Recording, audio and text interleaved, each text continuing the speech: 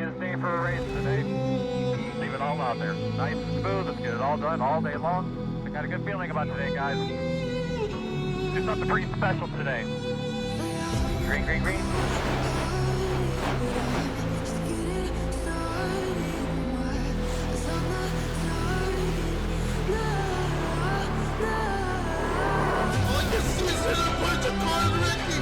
Holy cow! We had the big one to end the race. Oh, we had a giant pack back here. Holy cow! Here we come. Go, go, go, go, go, go, go, go, go. Got to be kidding me. Didn't even make it a lap. Nice and smooth, nice and smooth.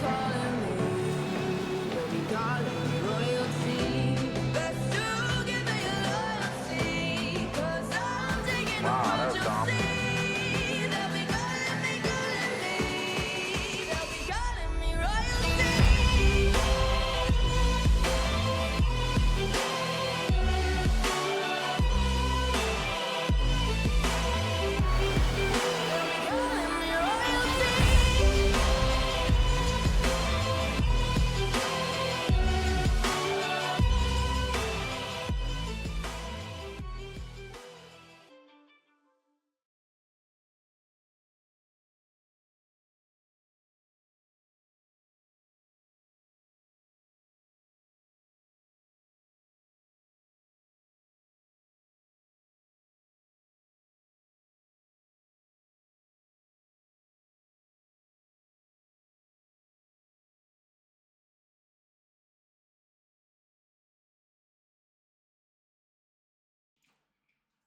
Good evening, everybody. Thank you so much for coming out for the Phoenix. Sorry, I just butchered the name. It's the General Tire 150 here at Phoenix Raceway.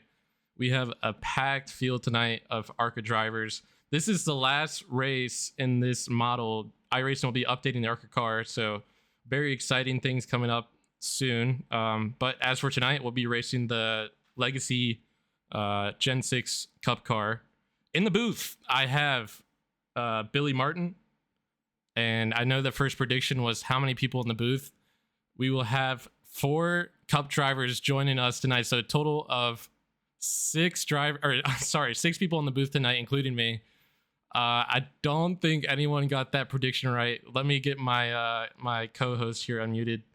Guys, you are now unmuted, so the stream can hear you.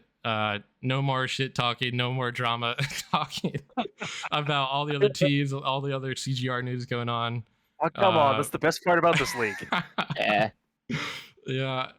We have 33 viewers already, so doing a great job getting this thing going.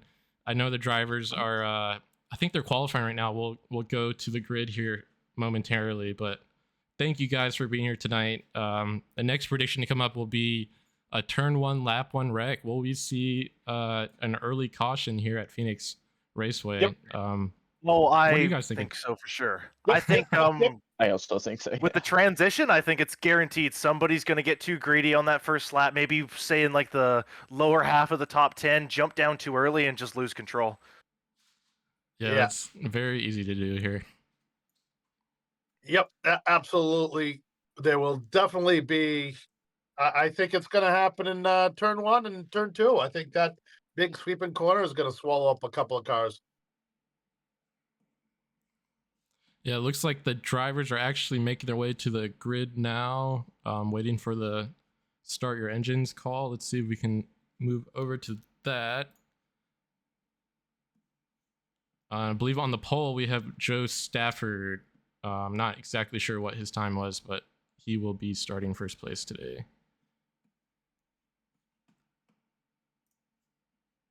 Cool. I know we have a couple new people in the chat. Thank you guys so much for coming out tonight. Let me get this prediction up for turn 1, lap 1.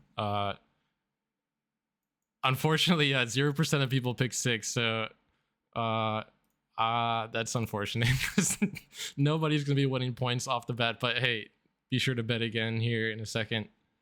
I should have gone in there and bet. Honestly, so if I have to be 100% transparent, I was thinking 5, but I completely forgot about myself. So 6 was the correct number there. I'm so glad I put that in there last second.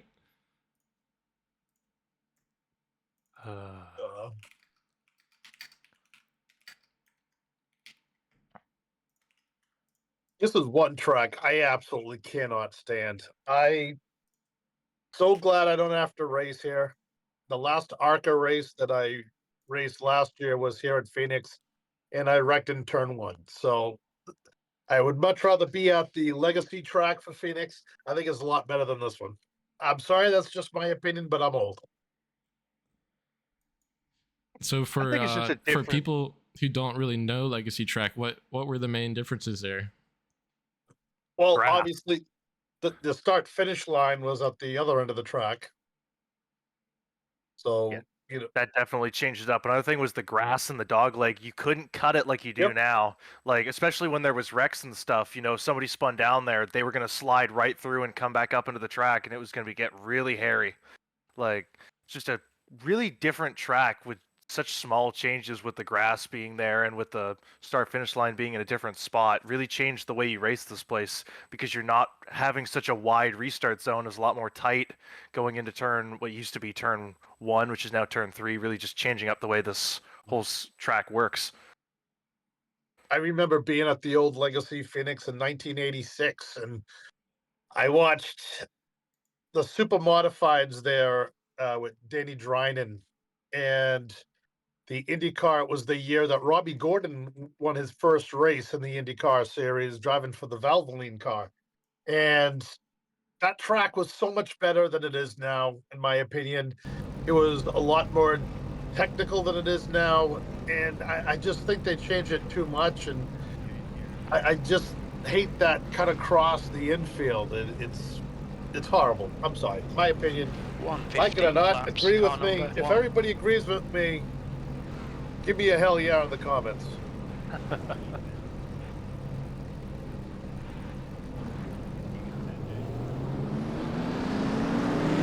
Alright, it looks like the drivers are driving off pit lane here. Okay, rolling start. Oh, Cap Wheeler with a good qualifying run. That's a new face I haven't seen before on the pole. Joseph Stafford. Anyone seen him before? Miles per hour. Nope, Yeah, I not think surprised that's, there's so many new people that have come into the league. Yeah, the ARCA series brings in a lot of that. This is the breeding ground for all the new talent coming into this league, with the charters really stopping that in the higher series. So all of those guys trying to get a ride, they have to prove it here first. So you see a lot of new names that we haven't seen before, and I think that's a great showing for Joseph Stafford to come in here and take the pole in his first race. Yep, a lot of drivers here. 35 drivers out tonight, so should be a lot of action. All right, in the Geico restart zone, obviously waiting for the green flag, and they're off here for the General Tire 150 at Phoenix Raceway. A little bit of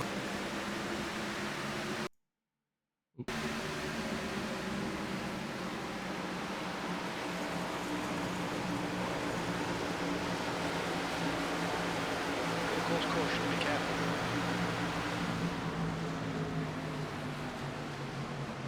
Wreck in the back. Austin Runkle involved in that. Oh, he has big damage on the rear end of that It's car. closed.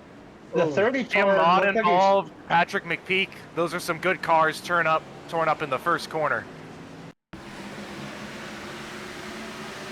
I was looking at that. I was watching them on live screen, and all I saw was a 30 just go straight up, and Yeah, it looks like No. Ronk loses the back end and starts to shoot up the track, and then he just gets into the one and goes off from there. yeah. Good save by Garth. He got a little loose there from some contact. yeah, it looks like he just went in a little bit too hot there and just slid right up the track.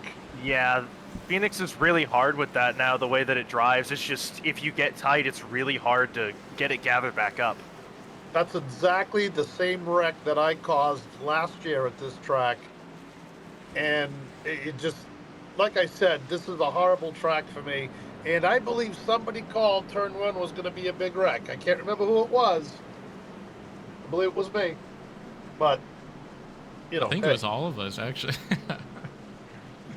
I'll I take actually was the more credit. thinking we were going to wreck going on to the going on to the transfer to the apron, but they made it a little bit further than that, and just unfortunately, Austin had a bit of an issue there. Okay, so sure, we got the first caution out of the way. Surely there won't be a second caution, right? How many cars do we have? No, I don't. With 35 cars, I think we're gonna have quite a few wrecks in this race. Hopefully, we can get a couple green flag runs going before that happens, though. You know, this was the warm up. Everybody's got to shake it off now and try and get into their position to try and have a good long run here. Now, As we let's talk see about... it, Nim Silva has not done a lap, and Jim Mott's a lap down at the moment. I'm looking in the back here. Oof. Or did they start in the pits or? I will check. It doesn't look like Nim even started. It doesn't have him registered as even putting a lap down. Nope. Nim's not even in the thing. I know that shows one guy in here, but he's not racing. Uncle, I think some of these guys got lapped due to pit making repairs. Runkle went a lap down, so Mott and Runkle going to be battling for that free pass spot. It looks like a few of these guys have taken their fast repair. You know, in ARCA, everyone has one fast repair to use throughout the race. So it looks like he already used his. Unfortunately, that's a shame to get that out of the way with how often wrecks do break out in ARCA. You know, you want to try and save that for the later half of the run. Yeah, 150.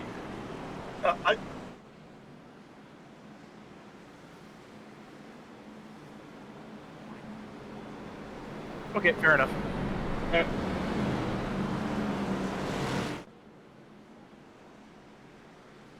100%. Are we muted? Yeah, we're muted right now.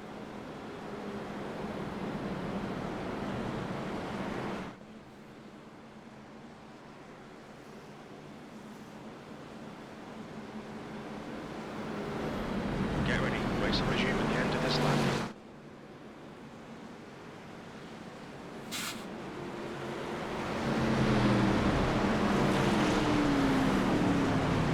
Pace car lights are off. Obviously, the new setup here, he'll turn off early here going into turn one. Field will follow in suit, and then we'll get going here this time by.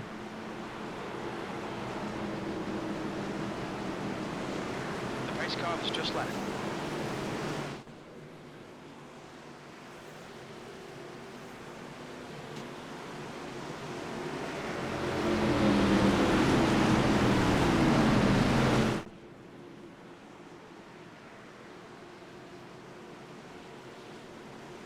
Course caution.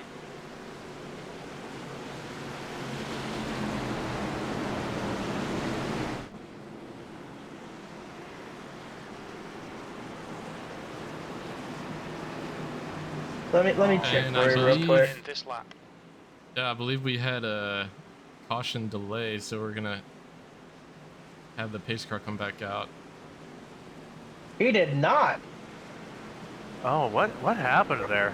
Somebody fucked up and then everything got... Oh, Bob ran into the back of somebody. Who else but Bob? Is 54 miles per hour. Who is that? I hope we're still muted. Cory. No, you're good. Thomas, You're good. the pace car has just Cory left. Dombrowski got rammed. That's a shame. He's got big damage to the tail.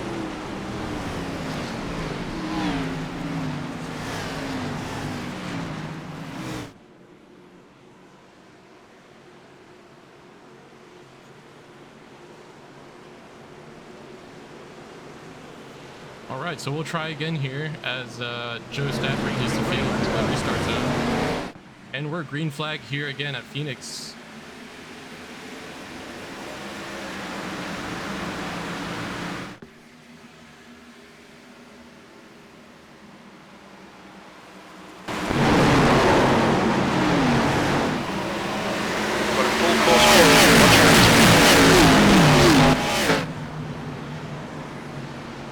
I believe was Noah Hunt.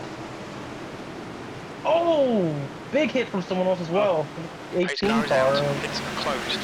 Thomas Milano. Looks like Milano might be done. Good gosh. Well, the 14 gets Pace way... car speed is Oh! 54 man. miles per hour. Hunt is crab walking. Holy shit. We're still muted, right, Thomas? No, you're good. You're good. Oh, we're undone? Okay. Yeah. Wow, I that have was a never seen a massive car wreck do at the that. back. I have Watch never out. seen the car do that. Crab walking. Reminds me of I think Oh, Lord. Auto Club practice when we were messing around. Oh, that got Car started with Cameron Albertson getting loose, and oh my Lord. The way that 45 flew through the air, that is insane. Yeah, that's most likely going to end the day of the 18 and the 45 there. Maybe even the 14 as well. That's major damage to all three. Yeah, I was about to say, the back of the pack's getting super squirrely for some reason. I think it's just the dirty air. That's what happens a lot in Phoenix, is that dirty air. There's so many different lines around this track that everyone's air stacks up, and it's just no matter where you go, you're going to have a struggle with that tight, loose feeling, you know. Some guys are going to try and use that throttle to get it to turn a bit more, and it just doesn't end up working on them. Yeah. This is That crazy is a already real- here at Phoenix. That's a massive shame for the 45 and Noah Hunt. It's good that I just realized we still have those fast repairs, so thankfully those drivers will be able to continue. Yeah. So they'll get one of that, but if it happens again, the race is pretty much over. Yeah, it's big shame, multiple drivers losing those in the first few laps, because that is crucial at the late stages of a race in the ARCA series, you know, in case something happens to you, Yeah. you're able to recover. In turn 1 and 2 here, which used to be 3 and 4, but 1 and 2 and that backstretch Thomas, is one of get the ready. most Race biggest origin at the areas end where of you're this going to lap. see the wrecks happen. It sneaks up on you, creeps up on you, and if you're not careful, you're either hitting someone or you're spinning into someone. So 100%. Besides Joseph Stafford leading this race, there's a lot of Cup drivers and familiar names in our top 10. You know, Henry Kallhoff, Zach Johnson, Nathaniel Campbell, Cory Mott running 2nd through 5th. Those are all Cup drivers. And then back Nick in Baston, It's just left. yeah, 6th and 7th you have Josh Stoltz and Nick Basden, an open car and a full-time Cup driver, and then Cat Wheeler, Tyler Bellinger, rounding out your familiar faces in the top 10. But definitely a lot of our more young, youthful talent getting up to the front. They're starting to try and work their way through. Looks like we're going to be coming to green here.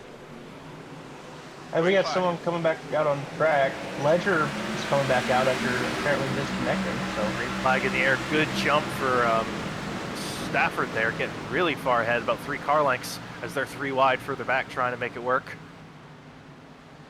Are we going to make it through this corner clean? Hold your breath. And we do. Finally. now will they get to 3 and 4? Well, 3 and 4 is a little bit different. You probably have somebody bounce off the wall, but I don't think it's going to be a big Fastest wreck. lap for Stafford. Yeah. This But he's Tom- Oh, Like, 3 it's wide, very- fighting for, I believe that's 5th position. Cory Mott leading Nathaniel Campbell into turn number 1. They're just trying to get it sorted out here. They do not want to give up that 3 wide, though. Campbell going to have to fall in behind Cory Mott there. I mean, someone all the way down the apron. We have a Someone couple was on slow that. cars. I think that's the 55. Henry Kallhoff, our Daytona winner for ARCA, trying to steal the lead here from Stafford. Really closing up. Good line, run a little bit higher like the Cup cars do, trying to get a good amount of momentum through turns 1 and 2. Oh yeah. And that right there, you saw from that 91, that's one of your loose spots. Coming out of turn 2, you have to be really careful, because if not, your car's going to come around on you like Side by the side. snap of a finger. I noticed coming out of that corner is kind of like coming out of turns 1 and 2 at Iowa Speedway. If you're in that eye line, there's a very thin area where you cannot cross over, or it's just going to whip you around, just like coming out of that corner. Yes, Oh, sir. yeah. And Henry Kallhoff really working Stafford now, trying to get around him as we have a lap car in front. Definitely going to hurt their turn a little bit with that dirty air. Kallhoff almost had the pass done, but just that outer line, with the way that Phoenix is nowadays, you just can't quite get the pass done on the bottom. Sometimes you have to try and get on that outside of the right rear and try and hold it there going through the corners to get the run on exit. See another car getting real squirrely right there. Daniel Campbell making the move on Cory Mott. As they all try to dodge that lap traffic there, struggling to make it past the 20 car. It's amazing watching Phoenix how many different lines there are through the track, you know, on the top, in the middle, on the bottom, and you make it work almost anywhere if you have the grip. Now, one thing that makes this track different than any other track that you're going to see us Yellow at flag is out. we have another wreck. I'm not sure what happened there. We're under caution. It's closed. Let's have a look. Oh, wrecking on the backstretch. Who's that?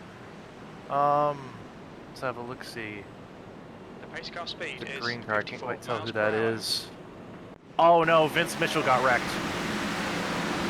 Let's see here, Vince, oh, he comes up into the 70, gets loose, and oh, collects Joe Wright. That's a huge shame for Vince.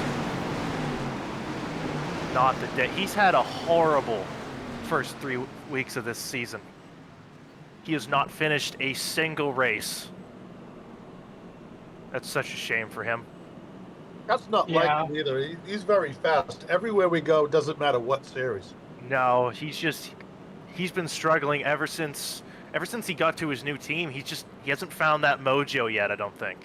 I'm not sure if it's the different setups that they're running or what, but he just can't seem to have luck or much speed with that car, so hopefully they can turn it around for Phoenix. As I look at his car, though, there doesn't seem to only be like quarter panel damage, so it doesn't seem to be too bad. He looks like he can still continue. And He got He could struck turn it on the later on. wheel pretty bad. It looks like his rear end may be a little bit messed up. yeah, so Hopefully yeah, like you not. said. Yeah, Vince Well, he has not had a probably- great cup campaign at the moment. He probably still has a fast repair.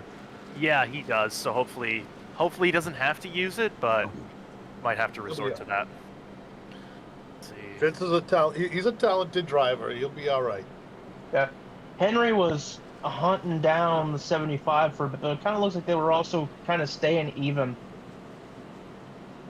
Now let's talk about the new car. Nobody has driven the new car. Nobody knows what it's going to like. Nobody knows what it's going to handle like. Are they going to have different tires like the real series? How is it going to be? So the next race we go into, it's going to be the first time that anybody has raced that car there. So it kind of levels the playing field out a little bit for those guys who struggle maybe tonight or in other races. But it's going to be very interesting to see how this new car reacts. Well, the main thing that's going to change is our horsepower, Bill. You know, these cars that we're running right now, we only have about 5% horsepower difference from what the actual Cup cars of the Gen 6 had. So definitely still very high horsepower. So when we get into the new cars, it's going to be much lower horsepower, around 4 or 500 is what the ARCA car has. But also, you're right, that tire model is going to be completely different. So it's going to be the guys who can adapt to the lower horsepower. I think that'll help everybody. And then who's best with this new tire model? That's definitely going to change how we race this in the series completely. Yeah, this is going to be interesting. Yeah, 'cause it this, could, this is an open series for our league, guys. So anyone in chat who's not part of CGR yet, when those new cars come out, feel free to come out, join the Discord, and drive. 100%. Here, let's point out some of the drivers that we don't normally see. Obviously, our leader, Joseph Stafford, one of his first races in this league, running really strong, competing with some of the best in our Cup series and other divisions. I know Henry Kallhoff isn't full-time in Cup, but he runs there every couple weeks. Let's see, Jeffrey Oakes in the number 3 car. He's running in 8th position. Waylon Nelson in P10. Devin Corey in P12. Behind him, Daryl Klotz, I believe. And then mostly Cup drivers, and then further down there's more. But definitely a couple guys showing that they have what it takes to be in this league. Let's see what they can do as this race goes on. Yep, 20 laps down, coming back to green flag here this time by. Hopefully we'll get a good green stretch in, but you know. Fireware is going to start to become a factor as we're 20 laps into this thing. Let's see how that starts to take effect. Who's good at saving? Great start by Stafford here. Yeah, they cut down so low right there. They got to be 75 feet apart from each other. Oh, yeah. Oh, car in the wall. Keeps it together. This turn one is very easy to overdrive. So I'm not surprised if you're going to see white stripes going down a bunch of these cars. Yeah, it's very, very tough to keep it. Sometimes you just go for a little too much and you end up shooting up that track. Thankfully, it's a very wide corner, so when you do mess up, you have a lot of room to try and gather it up and not end up causing a spin or hitting the wall. Right there, you see guys banging up into each other right there. You can see guys enter this corner. It's so many different lines. There's basically two different lines, a higher line and a lower line. And Oh, we someone's got drowned another right in the spin, middle of the big path. crash. Caution. oh Looks boy. like, I believe that was Michael Deach was involved with that one. Yep, Michael Deach, big damage against the outside wall. The 7 car, who's that? Devin Cory, he gets into the 88, spins him around, he plows into Deach, all of them into the wall. That's a very unfortunate wreck that happened there. Oh, I don't think this was last wreck. Man. Let me see if I can find it. He drove that thing lap deep in 22, there. watch Tyler Bellinger going into turn 3. That's a shame for Tyler. He's also had a rough couple weeks in Cup. Shame to see him get taken out. He drove that car deeper than the Curse of Oak Island. He had that thing so far buried in that corner. Yeah, it's such a hard corner with the way that it arcs. You just really don't. Sometimes you get in there too deep and you just don't expect it. Yeah, he got on the brakes way later than most guys were. Just got out from underneath him and he got into Tyler. Unfortunately, it's a good thing for those fast repairs to get Deach and Tyler back out there, or Deitch, sorry. Can we see that again and go inside the car with the 88? Yes. That's a good shame. Oosh. Absolutely nothing he could do. Thankfully, they shot up high when that happened and didn't really collect anybody else. The old Dale Jarrett paint scheme. Oof. Man. Yep, and it looks like Tyler is past repair, so unfortunately another driver not going to have one of those in stage 2 of this race after the halfway point. Get him a doctor. I think he might have a concussion now. Gosh, damn. Gosh, Yeah. dang. Sorry. From There what was one Oh, car it's that all I think good. I'm not sure who it was slammed that outside wall, trying to avoid that wreck. that was Michael Deitch. Was it? Whew. Michael Deitch, the 81. Get ready. Race I believe they're teammates. They had the 7 and the 81 had the same paint scheme, so they might be running together. So unfortunately, teammate on teammate violence at the back there. Oof. We love a little bit of violence here at the CGR, but not like that. One thing to think about is it's only 50 laps until the stage break for these guys. Well, halfway break. We only have one set of tires. It's going to be interesting to see if anyone takes the, as it's been done by many people, the Jim Mott method of hanging on to that set of tires and hoping for a caution late in the run to try and get the advantage. Yeah, that's what I'm doing. All right, we're gonna go to a crank it up section here on this green flag. So once we take the green here, we'll go into that.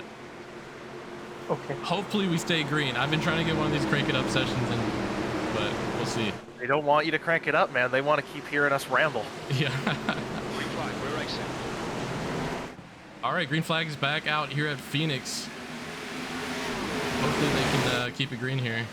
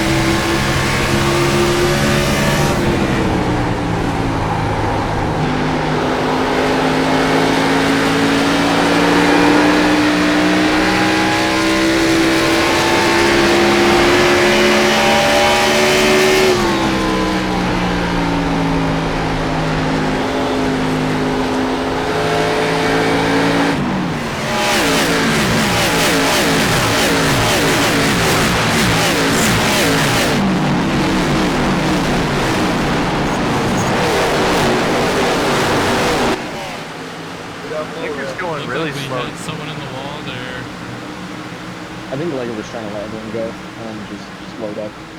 I know, but normally he doesn't slow down that much. It's just, I don't know, it's a little odd. It was probably Still- because it was a hard turn in. We're still cranking up, correct? Nope, we're back. We're back. Once you see the tire come back, we're back. I just love to look at that 33. And kind of looks like that from the top. It kind of looks like an old Skull car, but with a different color scheme. But on the side, it's like no. Yeah, I love the old basic black and gray, the old Kevin Harvick car with the GM Goodrich back in the day. Something about it. I don't know, I'm old school maybe, but if you get looking further back in the field, this 7 car is getting a great entrance into the corner and watch his exit. He's nice and solid, just above that line, and he's able to just kind of go wherever he wants right now.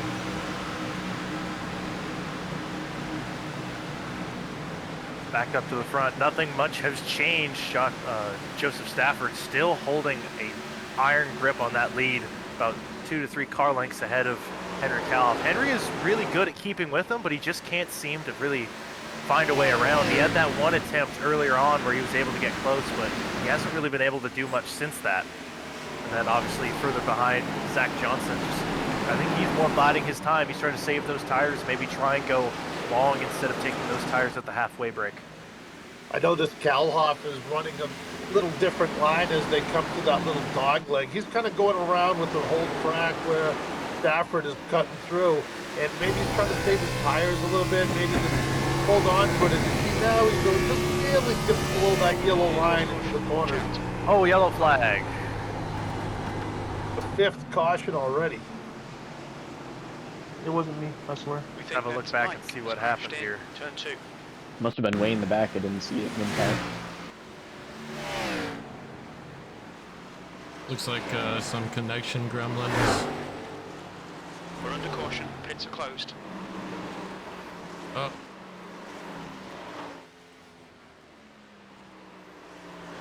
Huh. The pace car speed is 54 miles per hour. Anyone able to find it? I am not seeing it. yeah, we had Mike Runkle in the back. Looked like he was lagging a bit and then just spun around into the wall. Bro was seeing ghosts. Oh, yeah. Was that Mike Runkle who spun? It Yeah, was, that's Mike yeah. Runkle. No damage to the car, thankfully. He managed to get it stopped. Just, a little bit of impact to the left front, but nothing bad. A lot of body work going on in that shop with Austin and his dad both having some troubles tonight. But from what I hear, Austin is going to be debuting in the trucks tomorrow. And he has a special sponsor on the back of the truck, from what I understand. But I'm not allowed to talk about it. Yeah, Runkle was able to secure a truck ride in the number 34 with THM. It's going to be great to have Austin back running full time, and hopefully we can get him running a lot better and maybe get him some wins and get to the playoffs. So Well, 35 absolutely- laps in, 5 cautions. Anyone taking, you think, here? I think we'll see a few pitters. Yeah, I think that 75 and the 63 are staying out. Yeah, definitely don't want to go in and get behind some mess and get caught up in something. So track position is key right now, I think. Yeah, their tire fall off has been insignificant so far. They seems to just, even if they have to slow down a little bit, they're still going to be ahead of the field. So they're probably going to stretch it out for beyond our caution flag for the pit stops, for the halfway mark. Yeah, it looks like pretty much everybody stayed out. Not seeing anyone on the live timing go down pit road. I would like a receipt for that. For once, I was right. All right, chat. What are some other predictions you guys want to do? 36 laps in. I feel like cautions are just like a gimme at this point. Oh, yeah. We could do like will they make 15 or 20 laps green flag straight? Well, I can't count, so I would have to count. Just look at the lap counter when it goes green, then just look at it when it goes yellow. All right, we'll do. Can they make it 10 laps under green? We'll do that. Another good one that we could do potentially later is does does the leader take tires when we get to the halfway break? Wheel of Fortune. Because I'm very Well- curious to see what the strategies are going to be for this front of the pack. You know, with Stafford, Kallhoff, and Johnson. What are they going to do? Are they going to try and take those tires a little longer, or are they going to get the fresh rubber and try and just dominate the front of the pack? Nobody really seems to have anything for Stafford at the moment. Well, will be not in- only the other thing too is we're at lap 37. We're about halfway until that break. So I think with the times that they're running and how they have the field covered, the last 10 laps of this stage is really going to tell us if they're going to get new tires or not. I think it's a little bit too early. I think, though, the way they're running, Stafford and Kallhoff and Stoltz, I think they may stretch it a little bit further. I mean, definitely with how many cautions we have, I definitely would probably be trying to keep them a little longer. Maybe go until, like, say, lap 125, a little before that, and then take them. Yeah, they probably only have about 20 laps of actual racing on these tires so far. 100%. The main question will be, now that a lot of the further back cars have used up their fast repairs, will we have enough cars for cautions later on in this race? Great jump from the 75 on that restart. Kallhoff was able to hang on a little better this time, though. Well, Kallhoff's been around. He races in almost every other league that we have, and Stafford, this is the first time we've seen him, so it's probably just a little bit of Kallhoff adjusted to Stafford's style. He's never raced with him before, and it seemed like that start that he had was a lot better than the others. Look at this mess behind you, 3 and 4 wide further back in the pack. Not surprised if there'd be another caution coming out the way they're running. Oh yeah, all trying to make it work, trying to scramble for positions. These restarts, now that they've paved that. Oh! And good save by the 91. Oh, he's still wrecking. 37's loose, yeah. Oh, he managed to keep it, though. Man, that was good driving. You know, he got into the car above him and got really squirrely, but he was able to keep it together. That's great. Still 3 wide further back in the back. They're really fighting for it. Well, these guys, I don't know why they're fighting so hard so early in the stage. And at this point, position really isn't worth the wait and the risk. Just try to hang on. Is Joe Wright makes a little bit of a contact at 88 on the inside of him there. That almost just caused a big kerfuffle. Yeah, I think now that these guys have been racing a little bit, you know, those tires are starting to wear at the back. Oh, who is that? 70 in the wall a little bit. Keeps it going. But yeah, as those tires start to wear, you're really going to start feeling whether you've been hurting your rears or not. Very easy to heat up that rear tire here, especially you see these guys bouncing off the wall like that. That's what they drive them way into the corners. So now they're heating up the front tire, which is is even worse, in my opinion, than heating up the right rear. Oh yeah, heating up the right front is one of the worst things you can do, because then you're tight. Looseness, you're able to kind of, you know, be a little gentler on the throttle. You can deal with it. When you're tight, it's just so hard not to end up ripping up that right front tire. Man, I tell you what, up front, it's pretty calm and orderly, but as you move back, that's where the real racing's going on right now. I think that's just the experience of those cup drivers. You know, we have a lot of cup drivers in the top 10. It's just, you know, they all know this is a long run. We're not even to the halfway break yet. Why risk wrecking your car or burning up your stuff this early? I think what you might see is some of the more experienced drivers kind of work their way up a little bit. You see the 54 of Mott moving up. He's now back into 11th position. Yeah, there's a fine balance of saving tire, but maintaining track position. You know, the main thing you want to do is, you know, hold a pace. If there's somebody behind you that's a lot faster, like say that 7, man, look at him go right around Cory. Cory's not going to fight that much. You know, if there's a guy a lot quicker than you, just kind of fade it behind him and follow him. Don't really try and fight too much. Keep those tires in good condition so you can go longer. When that guy who's pushing fades off, you'll get that spot back eventually. That's one mistake I see a lot of newer drivers do. When the car behind them is faster, even though you're battling for position and it's towards the end of the race, you know, it's easier just to let him go by, suck it up, get him behind him, and just try to follow in his footsteps. When you start battling with him, you're beating up your tires even more. Next thing you know, the guy behind you, 2 cars and 3 cars catch up with you. Now you're going to lose 2 and 3 positions instead of losing that just 1. 100%. I remember I struggled with that a lot in my first season in the Cup Series. Just maintaining those tires, you know, getting excited, you're just trying to run in the top 10, and then you just get ahead of yourself and you're not thinking about, you know, your long run pace, and you end up wearing those tires right off of the car, and then you go from, say, a 15th place car all the way down to, say, a 25th place car after you've worn out those tires. And oh, it's getting tight with lap traffic. Mike Runkle get really tight there with Joseph Stafford there. That was very close, and it's going to get even closer at the back. Ooh. Man, it's always tricky when there's a lap car here at Phoenix. These guys are really just racing so hard right now. Oh yeah, they can't afford to give that extra inch. They're just fighting so hard right now. Well, if you look, I mean, the problem is you have Stafford and Kallhoff just ripping off laps. And, you know, you start driving around this track, and you start hearing Lita coming up behind you. Oh, I think we have a broken car on track 41 of Daryl. He got hit into the wall trying to get around Runkle. Oh, yep. Right front's broken off of that car. He has no steering, it looks like.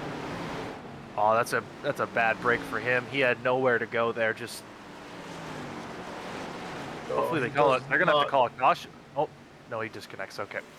Did not want to hit that tow button. Can't blame him. Yeah, that was a shame.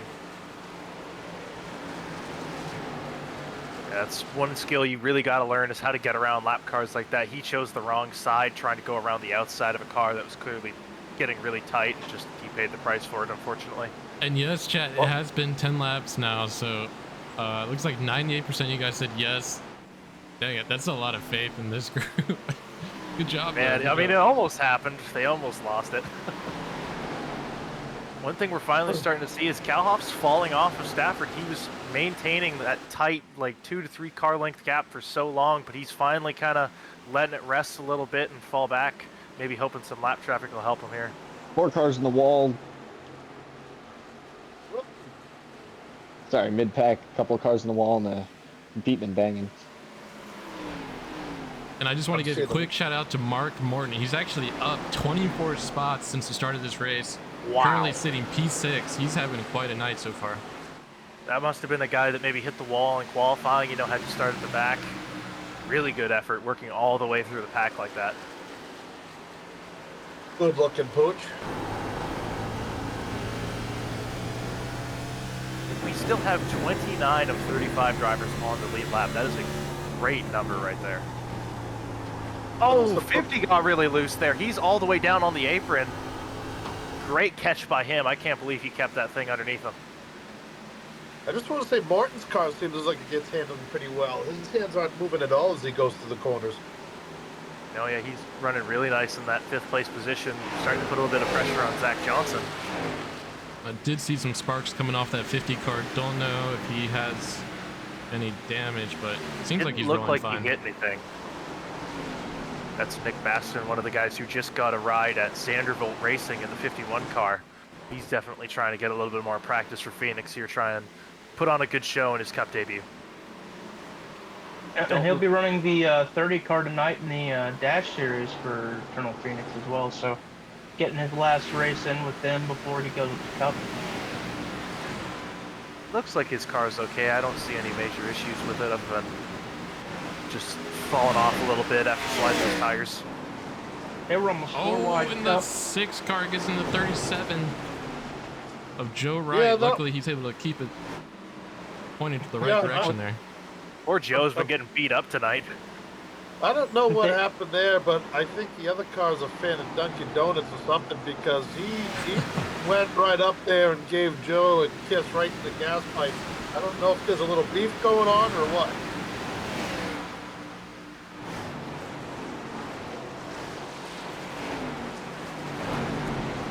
Joe trying to survive through the We corner put there. Arby's on that car because everyone's got beef with him right now. Yeah, I don't know what's up with that, but Joe's just trying to have some fun tonight. 95 into the wall again. He is really struggling out there. Yeah, this 6 car's hit everything but the base car tonight as well. Anyone got eyes on what that might have been? Seen a Jared Fowler 93 car wreck. Oh, coming off the corner right This here. got tight. Oh, Pace car is out. It's thankfully, oh Almost no, he kept gets it over off the the wall. wall. You Only know, minor that's- damage. He might be okay. That's what happened at Phoenix. You come Pace car out of speed turn is 4, you get a 54 little miles per hour. squishy, and you overcorrect a little bit. You go up and you door ding the guy in front of you. Now you're really kind of sideways, and you do the old Phoenix cha-cha down that front straightaway, trying to save it back and forth. Yep, and we're gonna take a quick ad break, guys. Thank you so much for being here tonight. We got 44 viewers now. It's a great turnout for a Bush League race on a Sunday night. So thank you guys for that. We'll be right back.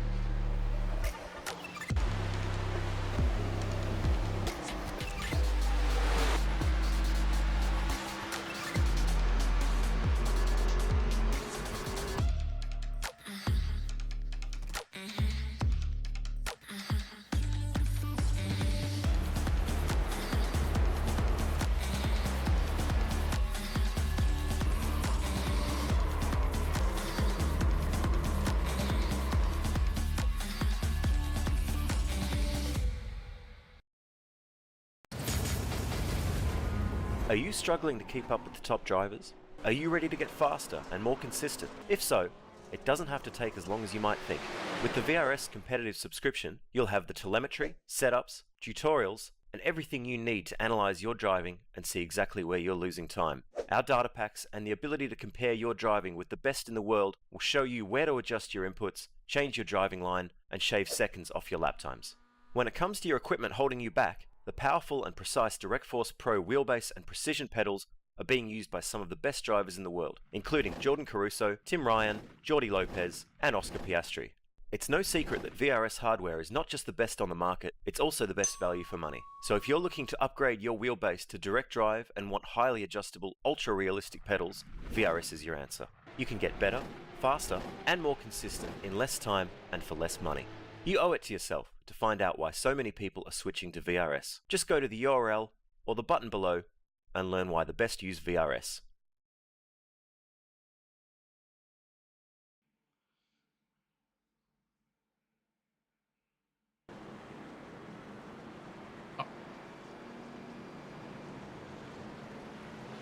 Okay, Thomas. All right, guys, Get and we're ready. back This will from resume at commercial the end of break. this Thank lap. you so much for being here. I just put up a prediction for the halfway point, which would be lap 75.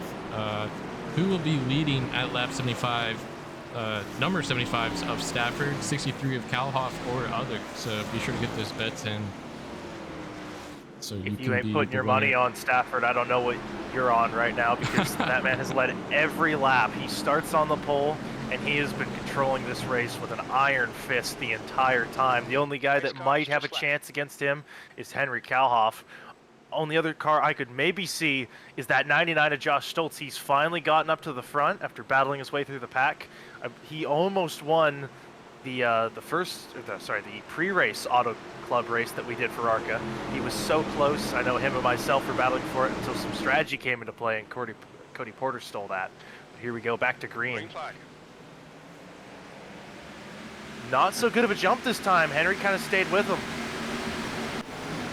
There comes Josh Stoltz on the inside, looking for second. 3, almost 4 wide at the back there. Yeah, and look who's up into 6th spot, Cat Wheeler. He's flying up. He's up to 5th right now. His name, he's wheeling it on that bottom, trying to get up there. Oh, he misses the corner a little bit. I think he had a little bit of a little help there getting up into that corner. Oh, great. Still 3 wide. Big battles back there. Baston trying to get through on the bottom. Oh, just not quite enough. That is not where he wants to be right there in the middle. He got to get clear of that bottom line. There he goes. Yeah, finally. I think he's going to slot in right behind Nathaniel Campbell there. Or maybe someone just got nailed in the back. Oh, Spinning in the back. spinning in the back. Oh, yeah, big one. I think I just saw the one car go around. Oh, who's that? Uh-oh. I think that's Cory Mott. Cory Mott got wrecked. Cory Yeah, Mott is just- well not having a great season for coming along. Cameron Romano misses the corner and just nails the 54. Yeah, it Oh, wasn't that even is a close, shame. to be honest. No, I think he just completely missed it. Oh my gosh! This Gets straight up right took into him the out. back, drives them both into the wall. That's a shame for both of those drivers. Yeah, Yeah. Corey's probably has some words for that 15 then. But I know it's been quite a while since Cameron Romano's run. It's a shame to see him up on the wall. What's the over and under on whether or not Ooh. Julia just grabbed her nose Man. headphones? Not even Good Did he chance. press the Oh, brake? no, Yeah, I don't Runk think he got did either. involved as well. There's another crash in that. Austin Runkle got turned around. Yeah, it looked That's like there a was a shame. second one that happened. Yeah, right in front of looks us. like Austin slowed down to avoid Corey, and Bob just barely gets into the back of him, and then he flies down into the 41. Not much damage, but just shame to see that happen to him. Austin had worked his oh man, Austin Yeah, had barely. worked his way up a bit too. Kept it out of the wall, though. Yeah, that's a real shame for Austin. He was just starting to make a few spots. He was up into 25th. Ah, that's just a real shame, get turned around. Yeah. I know he wanted to have a good run tonight. He just signed in the truck series with Tipton Walker Motorsports, so he's excited about that. You're going to see him tomorrow night on the same channel, starting at the same time. So tune in to watch that. Plus, Austin just signed a paying sponsor for his truck next tomorrow night. So be on the lookout for that as well. Actually, he already has 2. Seems like everybody wants to get on Austin Runkle's truck now that he's finally returned. Yeah. Very Austin's one of the more popular guys in the series. Former announcer turned racer. You know, it's he got the bug, left me hanging in the booth, and now he's on the track. Yeah, it's good that he finally got another ride, get back up there after getting released after Daytona in the Cup Series. Yeah, got released, and then the team folded. Yeah, a lot of shifting in the league, charters going all over the place. You know, crazy to watch what's happening with this charter system. It's created this whole ecosystem in the league of business deals going on. It's a very, very interesting landscape, and it's honestly been very entertaining to watch.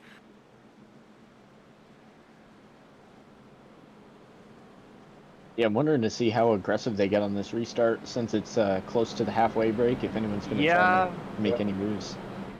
You know what? I'm not surprised. I won't be surprised if we see Stafford and Kallhoff stretch it past the 100-lap mark. We've had so many cautions. They only have 45 laps on these tires. Yeah, I think if you're one of the guys at the front, you're probably not going to be pushing very much right now. But if you're a car further back, especially some of the more rookie drivers, I think they're definitely going to be thinking, you know, gotta go. We're at the halfway break. So some of them, you're going to see a mix in what guys are going to do here. Some will be pushing, some will be conserving, and that could cause some serious clashes, you know, with how this ends up going down with a restart. Well, patience is a virtue, and if they're patient, they're going to make a lot more ground. If they push it too hard, they're going to lose their cars and end up in the worst position further on in the race. Yeah, the problem with Phoenix is you can't really be patient on a restart with how wide that restart zone is, you know, using that apron. There's so many cars that could get the jump from almost from 4th row could end up getting up to you if they get a good enough jump and could get you 5, 6 wide like we saw in the trucks in one of their finales a few years ago. Green flag in the air. Good jump from Stafford. He gets away once again. Stafford's getting great starts off that corner right And there. here You comes see it. Stoltz. Stoltz is going to move up to P2. Kallhoff's going to have to battle around on the outside. He might be able to get the run here. Stoltz almost looking to cars the heading inside. better. He really wanted to try and get all the way to Stafford there, but not quite going to happen.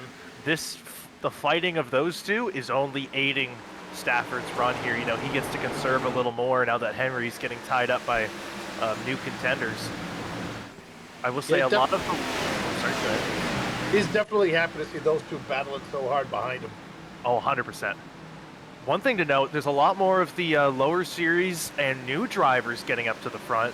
You know, we have Stafford, who's been leading for a long time, but then we have Josh Stoltz, who's a truck series driver for WRL, and we mentioned him earlier.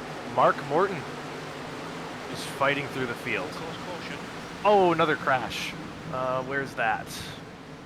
It's like a Michael D. Each. Oh, big damage to him. He got wrecked by the 24. Has gone off in turn 4. It looks like another case of just missing the corner. Yep, he gets in hot and just couldn't not hit Deech there. Looks like he tried to dodge him going high and just wasn't able to get control of it. Thankfully, it looks like Michael lost most of his momentum and didn't really get any damage from it, but that's a shame. I don't think it would be a good time to interview Deets right now. No, not at all. I can hear his radio, and he definitely keeping his composure, but not happy at all.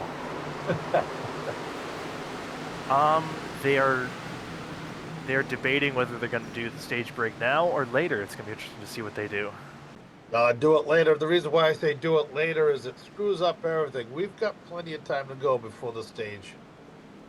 I believe we're going to have 2 or 3 laps to go because we are counting laps. By the time we do the choose cone and everything, we most likely will only have a 2-lap shootout here. Yep. And you know, that's when things get hairy. I'm sure you've seen that plenty of times in Cup, Bill. When there's only 2 laps to go, that's when nobody's holding back. Even these guys who are saving tires, they won't be holding anything back trying to maintain that lead. You have battles everywhere, especially towards the back of the pack where those last spots for getting points come in. Sometimes you see them 3-4 wide for the 10th position just for that one extra bonus point. I was actually about to bring up another thing that might come into play would be lap cars, but unfortunately there's only one car 1 lap down, which is Cameron Romano. Everyone else is 2 or more. So thankfully he's just got to hold on for a lap and he'll make it out there. And I have a feeling we're going to have another caution. So I figured out why Nim Silva has DNF'd. Apparently his direct drive power supply broke on. So before he could even race, his will decided to die. Shame. Alright, and we are getting doubled up here, getting ready to go green. Pace car lights are off. It's going to be, let's see, we'll go green on 73. So, yep, it will be a green-white checkered to come to the stage break. Always exciting, you know, especially when there's a race that just continually is going green like this one. And I'm not being sarcastic. Exciting, but also definitely a little scary if you're further back in that pack because you know guys are going to be sending it 3, 4, maybe even 5 wide if they can get there. But worst part about it is you can get 5 wide, but once you start going into turn 1, that's where everything gets way more thin and it's very hard to try and figure it out. You have to go in slow into turn 1 or else you're going to go way up the pack. The low line is the safe line at Phoenix while you enter turns 1 and 2. Especially, you know, any short track, that bottom is always key because you're the person who gets to decide whether you're going to give him the door or not. Yep. Oh, I believe the caution lights are back on the pace car. Looks like we're not going green. Oh, they go back out this time. I guess something was to happen at the back there. So now we're only going to have a 1, maybe 2 lap shootout here. That's even worse in my opinion. If we're doing if we're only going to have 1, maybe 2 laps, like it's going to be, you know, take everything you can get. Green, white, checkered or nothing. Yeah. But hey, let them race. I say keep it going. I'm not a big fan of the whole stage racing thing to begin with. Race car is just left. But this is one part of this track that I can't stand. The pace car comes down the pits right there, and you have to drive down the entire back straightaway, then come out of turn 1, then hit the gas. It's such a long straightaway. It gives you a lot of time to kind of mentally prepare for this restart as we get ready to go green here. That 75, once again controlling it. Great restart. Henry's going to try and hold on, but I don't think he's going to be able to do it. Josh Stoltz is going to follow through on that bottom. He's going to take P2 once again, trying to chase down that 75. Kallhoff goes to that higher line, trying to get He's going to fall back, coming though. up the corner. He wasn't able to keep it on that outside. Oh, they're all poking the wall a little bit on exit. Big dive from Stoltz. He's trying to get to the bumper, not quite able to get there. And now Kallhoff is starting to have to worry about the 4 car behind him.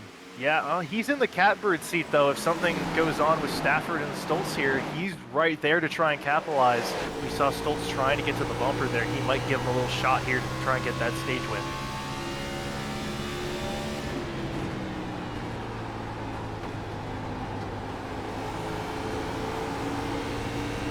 And that caution should come out. There it is. Yellow flag is out. Yeah, Stoltz is very smooth on and off the gas right there. Very. I saw him working that gas a little bit, kind of getting the car a little sideways to help it rotate through the tighter corners. Like, he was really working that car, but just not enough as the pace car does a little drift up to the front. Yep. Well, it's going to be interesting when we come back from this break to see how... Yeah, we have the pit stops going. Everybody's coming in. Except, looks like Vince Mitchell. He's one of the few that doesn't take it. He stayed out. Wow, entire field. That's surprising. I expected a lot more people to stay out. Nick Basden's going to stay out. Some of the cars way at the back going to try and, you know, use their hand here, try and save those tires. Wait for later. Well, when that 75 comes out of the pit, let's see if we can drag him up into the booth.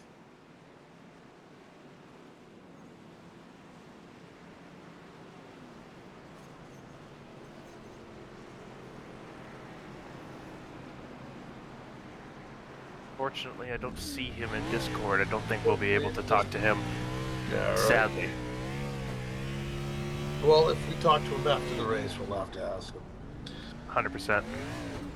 You know, I'm just so curious to see these new ARCA cars, see the dashboards. I want to see how everything is going to be. Is it going to handle like one of these cars? I don't think that it will. The new car is going to be a lot lighter, with a lot less horsepower. 100%. One thing to quickly note, it looks like the 75 had a bad pit stop. He lost 2 spots. Actually, I think 2 of our top 3 did, as Nathaniel Campbell passed both Kallhoff and Stafford. Do you think maybe there was a little 2-tire action? I can't imagine it. I have a feeling it was just, you know, bad pit stops, especially for, you know, Stafford being new to this series and Kallhoff being a bit lower down, maybe not practicing the pit entry for Phoenix and their pit stops as well. You know, that corner of the of all the pit stalls, you know, it's very tricky going through there. It's hard to see where your pit stall exactly starts and ends when it's on a corner like that. So probably just they weren't in the best position there and messed up their stops a little. I wonder if something happened in front of them in the pits, maybe, because to see them both fall back that far is kind of surprising. Well, a lot of these drivers ahead of them are either laps down or they're laps just down, but still, there's a couple of cars that get out in front of them. Some of these guys, though, I mean, actually, most of these guys outside of, never mind, actually, all of them aren't laps down. These are all drivers who didn't take tires. I thought Cameron Romano was still a lap down, but no. All of these drivers up front did not take their tires. No, so he did come out on back where he was. Okay, first in, first. Yeah. Okay. So the only changes on pit road was Stoltz and Campbell getting a bit of a jump on everyone else. And I think I actually want to say Campbell took 2 because his pit time is 9 seconds, where the average is right around 14 seconds. So I'm thinking he took 2. Oh, that's interesting. Yeah. Yep. A little bit of strategy play. Maybe he took lefts and is saving those rights for a little bit later on in the session. That's a bit of a scary move, though, because depending on what side you put those tires can really affect how your car drives. If you only put lefts on, that could make your car really tight and make it struggle to turn. Okay, Thomas, the pace car has just left. Gonna be interesting though. We have a whole bunch of new players at the front, specifically those first 2 rows with Vince Mitchell, Nick Basden, Tyler Bellinger, and Cat Wheeler taking that top 4, and then a familiar face of Zach Johnson sitting there in P5. We're getting ready to go back to green with Vince Mitchell leading the field. Green flag. Great jump by Vince. He's gonna get nice and clear of Nick Basden. Whoa, Cat Wheeler hit Basden a little bit, and that got him loosened up. Whoa, we have like 5 wide at the back of the field. Vince Mitchell looked like he got shot out of a cannon right there. Yeah, Now he it's got a gonna be great interesting jump. to see- We're going to see how fast those fresh tire cars are going to come through the field, too. Oh, we have a crash at the back. Wreck in the back, yeah. Course caution. The Wreckfest 150. Race car is out. It's closed. 06 of Mason Hoffner got turned around. I'm not sure what happened there, if he got hit. Nope, just loses it all on his own. Oh, big And hit to that's the wall. And that's turn 2 for you. Like I said, turn 2 could bite you. I think several victims were spiking. So, Yeah, I think he got hit with he was down below a little bit clean air, and then he shot up behind Griswold and just got all that dirty air on his car, and I think it just lightened him up and he just went right around. yeah. That's a big problem with these Gen 6 cars, is just how light they get when the dirty air gets on them. It's a shame for him. He got pretty bad damage there on the nose. Hopefully it's mostly body, because that would definitely really hurt him if he got some wheel damage. Do you have any commercials we need to play? We've had plenty of cautions. Yeah. Well, we just took a commercial break. I think not last caution, but the caution before. I don't think the fans would want to see that. How many we got now, Thomas? We have 10 cautions, including the halfway break. So. Man, that's not a great stat, but hopefully we can do a little better in this second thing. How many viewers we got going on right now? We got up to like around 45, but we're back down to 42 now. So, I mean, hey, that's still a great turnout. That's still a great turnout. Our numbers yeah. have been getting higher and higher. That's really good to see. Yep, and honestly, like with the new cars coming out, ARCA cars coming out, we expect this to just grow in popularity. So be sure to tune in for that. Gonna go grab a drink, guys. I'll be right back. I'm excited to see where the how the ARCA series grows when the new car comes out, because it's going to be, as you said, really popular. So viewership, and we might have to send a few people home. I think with driver base, we're already doing really well. I mean, 35 cars, that's a great turnout. Like, especially compared to how we were last series, we had a lot of, under 10 car fields. We started growing near the end. I know Indianapolis, at the road course, we did pretty good. And I believe the championship finale was pretty good. But we had a lot of weeks where there was, 11, 8, 15, kind of lower numbers, but now it's really starting to take off, get 35 car races. I agree with you, we're definitely going to start sending people home if numbers keep to grow. Yep, and I just put a prediction in the chat. What drink is Bill getting? Beer, water, or other? So be sure to participate in that bet. It's going to have some kind of alcohol, as I say. Yeah, I should have just done like hard drink, soft drink. I'm not sure what Bill's drink of choice is, but I guess we'll have to find out when he comes back. Only 9% said beer, 0 said water, so everybody else said others. So we'll see. Maybe a glass of milk. What do they drink down in Boston? Down in Boston? Oh yeah, that's right. You're. I've never heard someone say down in Boston. I'm a little higher up. Yeah. I got the high ground. You better watch out. Yeah.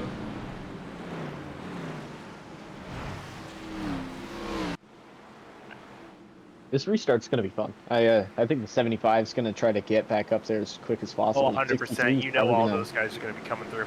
Yeah, I think the 63 is probably going to do everything possible to pass the 75 before they catch clean air. They got to be a little careful, though, since they took those tires and there's a lot of guys in front of them who haven't. They got to be careful, A, because those drivers will definitely be a little slower, not quite the same pace as fresh tires. and they got to be careful not to wear them out too much, that if we do have a caution with, say, 20 to go, that all of these guys up front don't take tires and then come right through the field to steal that win away. Green We saw flag. the same thing happen at Auto Club. Amazing jump by Vince Mitchell. He is gone. Not even a chance from anybody else, as they're 3, 4, 5 wide at the back. Not what you want to see on a restart. 3 wide again. Cat Wheeler trying to get up into that second position. Oh, Babson's going to keep it on the outside, though. I don't know how they made it through that corner like that, but they did. A couple of cars having trouble in the entrance there. One car going way wide, just barely hitting the wall. It looks like our fresh tire contenders are actually struggling a little bit to get through this pack. There's a lot of traffic to get through with all those guys who didn't take tires. So these are 7 or 8 of them who didn't take any tires, and they're struggling to fight through. Yeah, definitely one of those tracks where even if you have fresh tires, there's only so much space, so sometimes you have to be patient. I think part of it was we had so many cautions. Those tires haven't quite fallen off on guys like, say, Vince Mitchell, Sure. Yeah, that too. Basden, and Cat Wheeler. You know, they knew it was going to come, and they just kind of conserved, and now they're holding on up front. Although Basden was able to get the jump on both Wheeler and Vince Mitchell. That was a very good move by him, all the way up to the front. Good to see after he had trouble. I was really surprised to see Stafford bit. I thought he was going to stay out, but now you're seeing him starting to get up, and he's already up to 4th position now. He might be hoping for kind of what happened last stage, you know, a lot of cautions, keep his tires clean. That's what I'd be kind of looking forward to, you know, just trying to hope that my tires can last a little bit longer. Take your time with these slower cars. Oh, we have another caution. What was that all about? What caution number is this? I don't even know. Too many. 11th caution of the night. Good gosh. I think, It's Phoenix. Oh, somebody got in the wall hard. Phoenix is like the 45 had just come out of the pits, I believe, from doing repairs. Race car speed is 54 miles per hour. Yeah, that 24, massive hit. Yeah, a couple cars into the wall, one car spun around. Thankfully, nobody came up and hit Noah Hunt. Wow. That's a shame. You know, he already got wrecked once in this race, and now he's got more damage. And worst of all, no fast repair to get that thing fixed, so he's going to be trying to get that fender straightened out. Yeah. It doesn't look like it was too bad, though, so it's a good thing at least compared to what happened earlier this. No, it's just definitely nothing you want to see, you know, considering he's probably already taken those tires. He's already used his fast repair, you know, everything that happens from this point on. You don't have any more tires to try and fix them after you slide them that far, you know, it's hard on the tires when you slide them. Yeah. All right, Bill, we have to ask, what drink did you get? We made a prediction in the Twitch chat. I'm gonna disappoint you. Okay. I'm old, you know. I'm just a old, fun-loving big teddy bear, and I'm going with the old White Russian from the Big Lebowski. All right, then. Well, what does that count as? Are we going to put that down as beer or other? Drunk. That's not a beer. That's a mixed drink cocktail, right? It may have. Yeah, okay, so we're going to have to go with other. Yeah. It does have. You know, it is considered an adult beverage.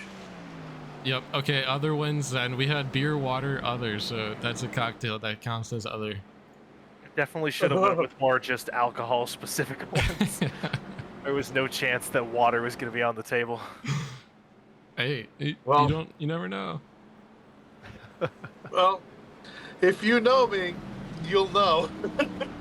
It's not going to be water. Oh yeah, I had a feeling there was no chance. Yeah, you know, I heard my dog barking inside the house as well. I didn't know what was going on, so I wanted to check on the puppy.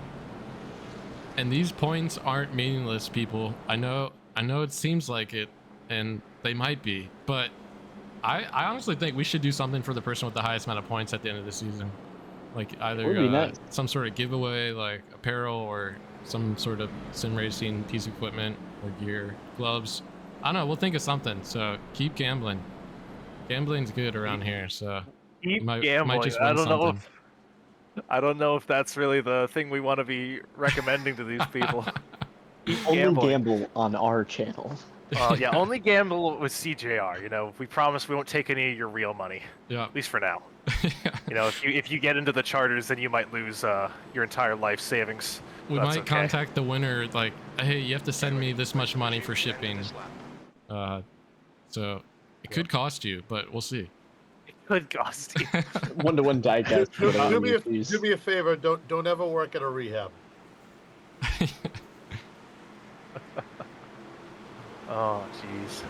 We're getting into all sorts of topics that probably shouldn't be. Well, it's okay, Sunday though. night. We're all upset. We have to go to work in the morning. Nobody's happy. Oh, I don't have to. I got Monday off, thankfully. Oh, that's nice. Oh yeah, I get to sit around. All right, pace car is back off. Yeah. With we're coming to Stafford. green here again. 92 laps into this thing. Once again, new faces at the front. Now that we have Basden and Wheeler leading this thing, but got to keep an eye on Stafford. You know, he led so many laps. Didn't he lead every single lap in the first stint of this race? Like, he is a menace. We really got to fucking watch him. Like, We do. He's already very moved up to excited. One Oh, he's driver I'm already surprised planning his Stoltz move. didn't make his way through. Stoltz is back in the fourth row. He didn't follow Oh, wreck Stafford and already. Kallhoff. What? Ooh, Sideways, 99 though. is He's gonna drifting. not save it. Stoltz, oh, and he comes back up the track and just carnage, absolute carnage there. Oh, people plowing in still. I was a couple seconds behind. I was wondering. And what it's a you were parking talking lot. It's a parking lot. about. Oh my god, Race car is out. that is a Closed. massive wreck. Oof. Wow. Cars wrecking into the pits. Got Mason Hoffner wrecked. Race car speed Joe is Wright. 54 miles per hour. Garth made it. Oh no, Garth almost made it through and got murdered. He just Oh, he wanted to Noah save that Hunt in the thing. wall again. Oh, Man, just- so many good cars. Austin Runkle.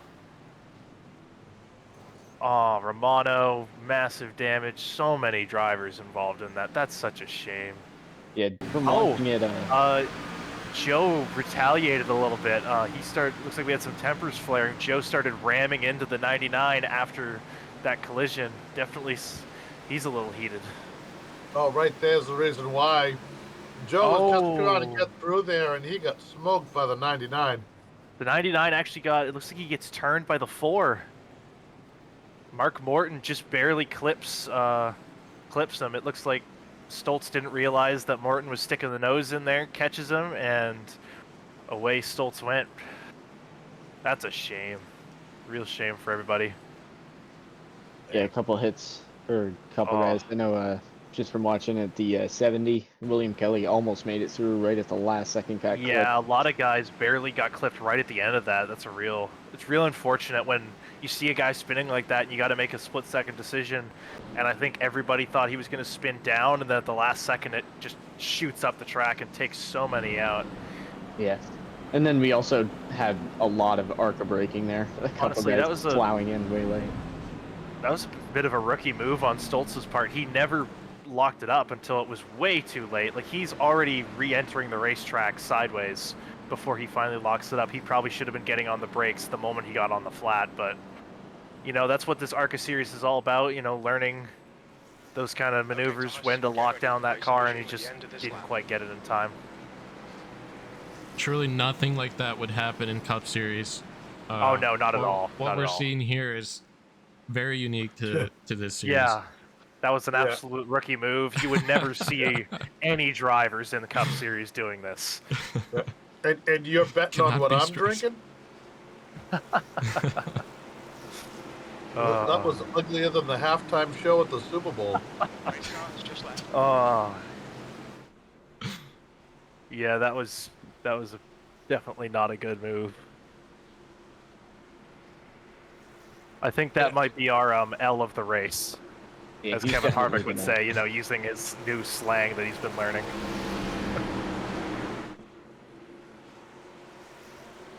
I love the look of that 16 car, that bright yellow. It's a good looking hot rod. Oh yeah. It's going to be a fun restart. Great He's gonna go takeoff to the once wall. again. The leaders have been taking off great all night. point, it looks like Basden's about to have a rude awakening as Stafford shoots to the bottom. He's trying to take this over.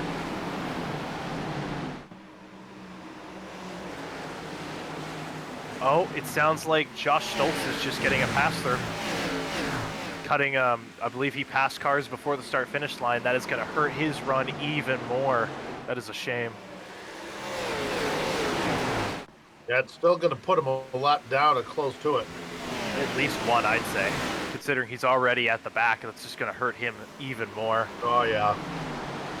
I will say, Basden fighting off Stafford. Stafford hasn't been able to get there. He might jump to the outside. Oh, just barely backed out of it.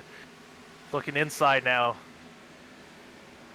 Man, real tight racing. Oh, Right on the lock quarter it panel. down. Now, Man. we've seen Basden in the other series, and he's a strong driver no matter what car he's in. Oh, 100%. It's great that a Cup Series team picked him up because he unfortunately lost his ride with factory right at the start of the season as they were shuffling stuff around. And thankfully he was able to get an Xfinity ride, and now he's moving up to Cup already. Stafford going for the power move on the outside here. He's going to do the same move that Basden did to him, squish him down in turn 3 and try and get the drive off. Looks like he's going to maybe be able to clear him. Not quite. You see Great the soft driving, hands he has. Such soft hands going through those corners as that car was pitching sideways. Definitely, yeah, they're both holding a really pretty line. Kallhoff finally joining them back to complete that top 3. Now we have only 50 laps to go with Stafford back out front. Those worn tires, though, I mean, there's still multiple cars with worn tires hanging on. Cory Mott, Cat Wheeler, even the 50 of Nick Basden, they're all running older tires. And they're still holding on really good, you know, with Basden in that second position. Like, I'm almost worried for Stafford and Kallhoff. You know, they took those tires maybe a little too early. Well, the other thing you have to worry about now is there are so many cars on the lead lap that when you finally do come to get those tires, you're going to be way in the back of the pack. So what advantage you had is going to be gone because you're going to burn up those tires trying to fight your way back out front. I will say we do have less than before. We're down to 23 cars on the lead lap, so definitely going to be a little easier as this race clicks on. We'll probably lose a few more. A couple cars in the wall there. Oh. And that's just so easy to do coming out of 2 there. Yeah, these cars get really light, especially back in traffic. You know, it just really lightens up, takes that air off the spoiler, and you can easily have yourself plowed into the wall before you know it. Has anybody seen a picture of the new ARCA car yet? They posted some of them. If you go to, I think iRacing posted a few pictures on Twitter and stuff, or X. Does it look like these cars? They look, you know, very similar. Basically the same body, but a little bit shorter. The front end is a little different. It doesn't have the splitter. It has just kind of a brush guard. But yeah, they're very accurate to the ARCA car, like a lot of these, you know, models are on iRacing. They do a great job on making these look just like the real car. You know who I'd like to shout out? I'd like to shout out Bob Baker. He's still on the lead lap, running in 23rd. Good to see Bob having a good day. So far, he's avoided a lot of different wrecks throughout the night as well. Yeah, he's been getting lucky, you know. Only time I've seen, oh man, almost a wreck there. Cory Mott got into the back of Cat Wheeler there, and he had to really wheel that car to save it. Sorry, folks. Hit the Fox broadcast button there.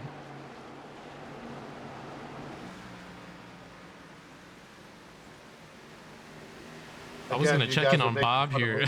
I hit the scenic camera, but yeah, Bob Baker still in one piece, rolling in 23rd right now, up 11 spots.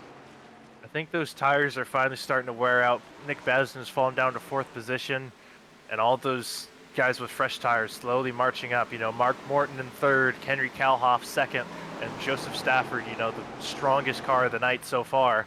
He's still dominating this race, leading by about 3-4 car lengths. And this is what it looked like pretty much the first half of the race. Kallhoff chasing Stafford. 100%. And Kallhoff was the winner at Daytona. So obviously a highly skilled driver. It's nice to see some competition come out and contest the guys that are winning previous races. One thing I've noticed, it looks like Josh Stoltz never had to serve that. Maybe they overruled it, but he is still out on track running in P10. Good recovery after that spin there. Cory Mott's getting back to the back bumper of Cat Wheeler, and they've been blocking each Oh, other. into the wall. And he's in the wall, actually. I think Cory's starting to get a little too antsy here, trying to push through. There's a good little battle going back there between Cory and Josh. As Zach Johnson is going to make a big dive there, trying to get past his team owner, Cory Mott.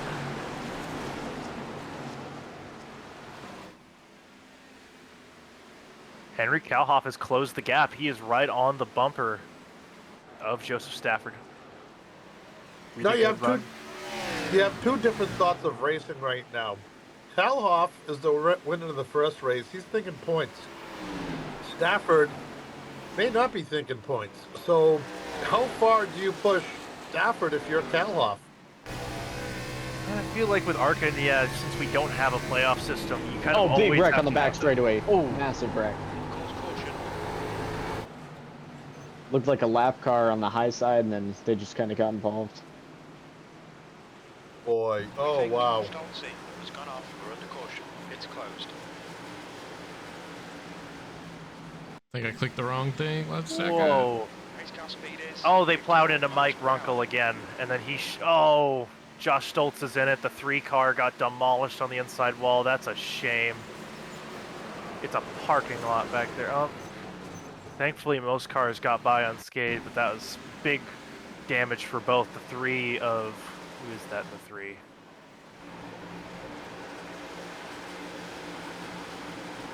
Jeffrey Oakes and that number 3 Star Wars machine. He hit that inside wall really hard. That was a shame.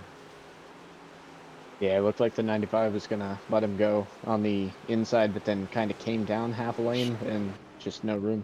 Actually, looking further into that, I think he got kind of lucky. When he went into the wall, he ended up bouncing off of Stoltz and just kind of spinning around. He didn't really end up touching the wall, so thankfully no damage to his car. It looks like Josh Stoltz unfortunately took the entire brunt of that impact.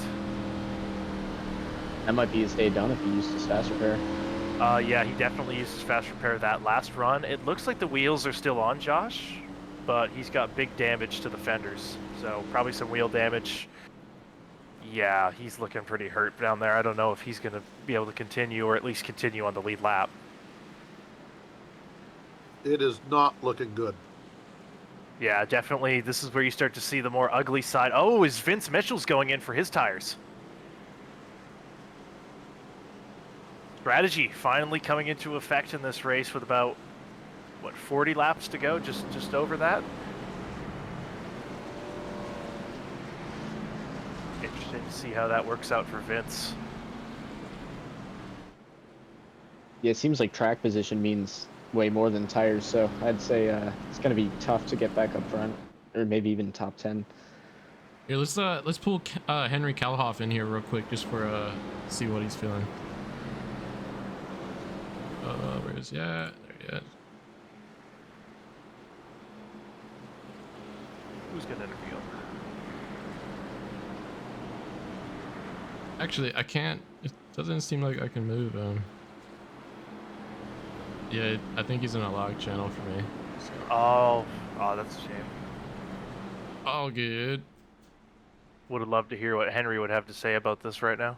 Yeah, I was trying to see like if he feels like he has the speed to get around Joe, or if he's just trying to hold on and save some stuff till the end. But I guess we'll never know. We'll never know. Yeah. Definitely having a good run. I think Henry might have to employ the chrome horn a little bit to help him get by, though. He's really good at getting close, but he just can't. He doesn't have that edge to be able to either jump to the outside or make a move to the bottom. So he may have to force his way by when things get a little later in the run. Yeah, because he was on that run, he got right to the back bumper, and then every time he made a move, he was either blocked or he just couldn't complete it. I am back, boys. Sorry about that. It looks like Vince Mitchell is going to cycle out in 22nd. the only driver that's going to have fresh tires. It's going to be interesting to see how he works his way through. Well, there's less than just over 30 laps to go in this race now, and under it's going to be caution. difficult. I think that was the 95 who spun by back there. I think you're behind, Noah, because we're about to go green. No, he just spun on the apron under caution. Yeah. Oh, did he? Oh, shit. Yeah, I'm watching Thomas right now. Oh, I see he's already towed back to the pits. It looks like he has some damage he's trying to get sorted out. Green, green, green. Let's Getting go. ready to Time go for these boys green. to go back green. Bring it Jump back out of out. 75. Going Three wide, 3-1 Cat already Wheeler. in the dog leg. Cat Wheeler trying to take advantage on those older tires. He might be saving a set still as well. And that set's going to come in handy there at the end if you still have it. Some of these guys are going to be on like, what, 50, 60 lap tires, while some of these guys are going to be on brand new, fresh sets. And Mark Ooh, Morton boy. up 27 Oh. spots, trying to capture P2 here. But Henry Kallhoff was going to keep him at bay just for a little bit longer. 27 there's spots. Nick Basden behind him, too. Yeah, Nick Basden. Oh! Morton gave him the bumper and he goes into the wall. 50. Oh! Oh, Can he save it? They're there's- still heading. Woo. Great save by the 50. That was insane. He's not going to be happy about Oh, that lucky one. looking behind in the 70 car. Oh, that was a big wreck. The sixth Oh. turn. Oh, William Kelly gets Oh, wrecked hard. Caution. Oh, Yeah, that'll no. put fur on your peaches. Myers What a into huge Kelly. hit. Just no brakes. Yeah. Oh, Race car speed is 54. Yeah. I wonder if he just couldn't see, the one couldn't see or what. my God, that was a massive impact. Yeah, he just drifted up into Mason Hoffner there, which got him spun around, and then it looked like he was all okay and just... Oh. Yeah, Arca he didn't really hit had anything too hard. Just got nailed. Oh, yeah, nowhere to go with all those cars around him. That's a massive shame. Both those cars torn up. Yeah, just got stuck on the bottom, nowhere for anyone to go. Oh, yeah, Even his if you- car's crab walking now. He's hurt. Look away, Oh, folks. Look away. a little bit of Man. retaliation there. He oh drove my into the gosh, one he got car. airtime. I hope he's okay. Get the ambulance! Yeah. Life alert! My back! Wow.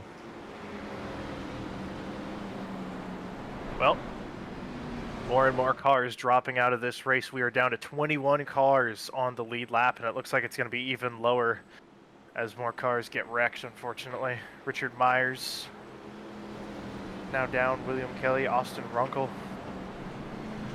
Yeah, some of these guys still maybe have their fast repair, too. So we might not see, you know. Again, I'd like to shout out Bob Baker, Jim Mott. They're both still on the lead lap, running in the top 20. It's good to see them having a good night. You know, some of the older drivers in this league still trying to keep up with the young guys. Oh, yeah. Hey.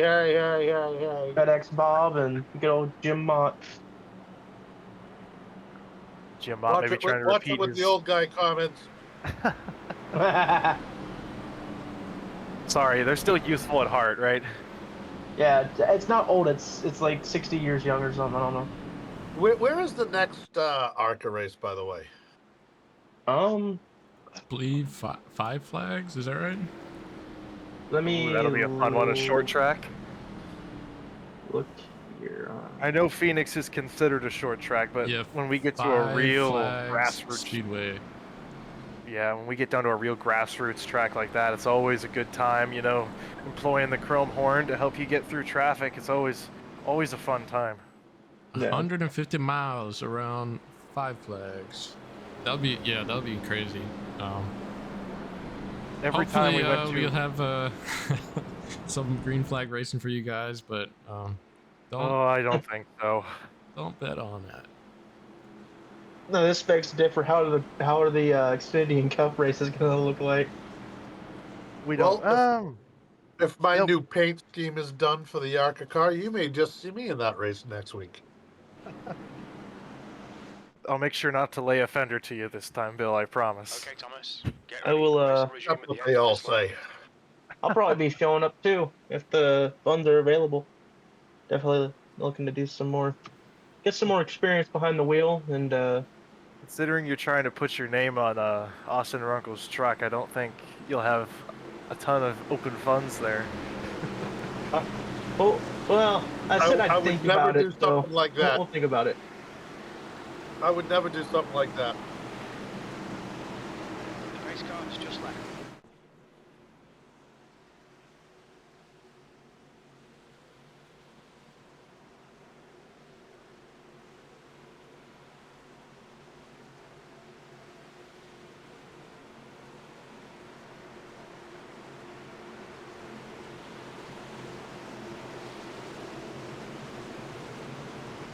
Green flag, we're racing.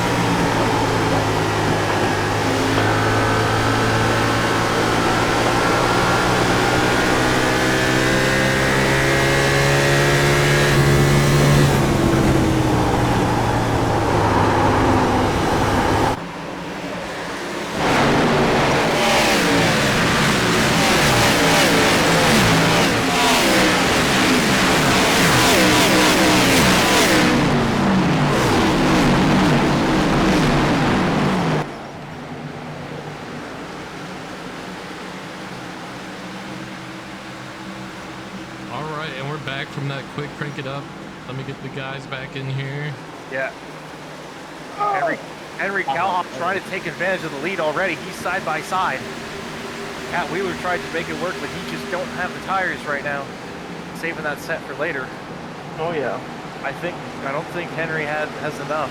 He got so close to taking that, then he just couldn't get through.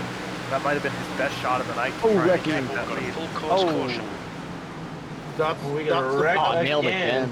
Number 15. Oh no, the 7 got turned again. Race car is out. Pits are closed. Old meme right there, but gosh. Oh. Yeah, it was That's another case. They got it straight and then just got nailed after everything. Race car speed is The 7. 54 miles Oh, per the hour. 7 drifted up and then he kind of got loose afterwards and came down. That's tragic. Oh! Yeah, Came right people back just down have for not a hit the speed. brakes today. Yeah, Nobody has P1. Well, even if he hit the brakes, he would have gotten run over from behind. Not much he could have done there, you know. Yeah, Well- that's just more of I mean, a... That's Well, a I'll real tell you shame what. for the 3. Cat Wheeler, when they went to that corner and the cautions came out, Cat Wheeler was way up the racetrack. And just in case somebody came in too hot and was going to get hit, he made sure he got way out of the way on that one. Has Wheeler even gotten his set of tires yet? No. He was one of the 8 drivers who stayed out. There's still quite a few drivers who haven't taken those tires. The only one who has of those few is Vince Mitchell, who's moved his way up to 11th position. So here's the better question. Do you think he's going to do it, or do you think he's just going to stay out? I think he can do it. I think at this point, he doesn't have time to come in and get tires. There's too many cars on the lead lap. We have, let's see, we have 21 cars still in the lead lap. Probably 1, maybe 2 less after that crash. We might lose the 7 or the 92. They both had some severe damage from that crash. But I think it's time. If you have a set, you know, we've been going for about what, 50 laps now. I don't know. I'll tell you what, from when I just saw the move that Cat Wheeler just made, he's got plenty of tire left. He came through that section like his hair was on fire. He wasn't playing.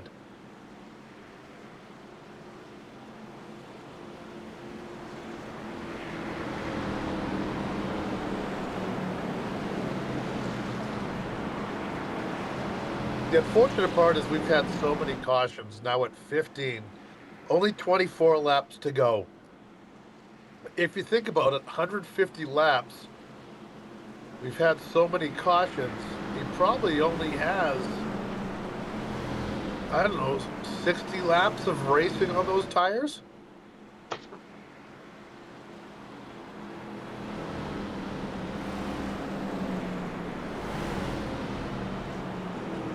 What happened with the 50 of Basden?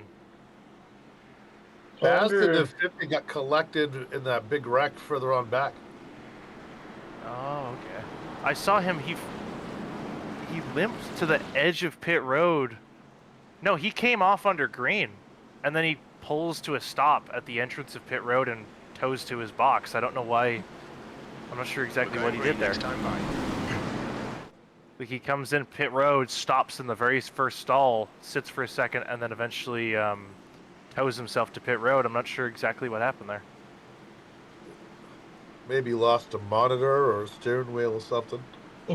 Maybe he No, lost his he marbles. he had steering. He drove himself in there under power and stopped. So maybe an issue on his end. Odd Yeah, that if he was able probably to get in the could've pits, that it's odd that he could get in the pits, but then decided not to go to his stall. Okay, Thomas. That's a Race shame car for is him, though. just He's left. already 3 laps down because of that. We also have Nick Baston if you want to pull him up. I think we're about to go green here. Pace car is off on the pit road. That's what I'm saying. Nick Basden is 3 laps down. Like, Yeah, he had issues apparently. Basden just mentioned it in the chat. He said he had issues, so might be more on his iRacing and his monitor or something like that. But Alright, with the newest tires, Vince Mitchell up to P10. It's going to be interesting to see what he can do here. Another great start there by the 75. no one can beat Stafford on these restarts. Oh, Here comes but Wheeler every time. Big dive. He wants in there. He's really Every trying. looking- Yellow already out. Crashing at the back. Oh, man. Looks like Deech was involved. Oh, Deech,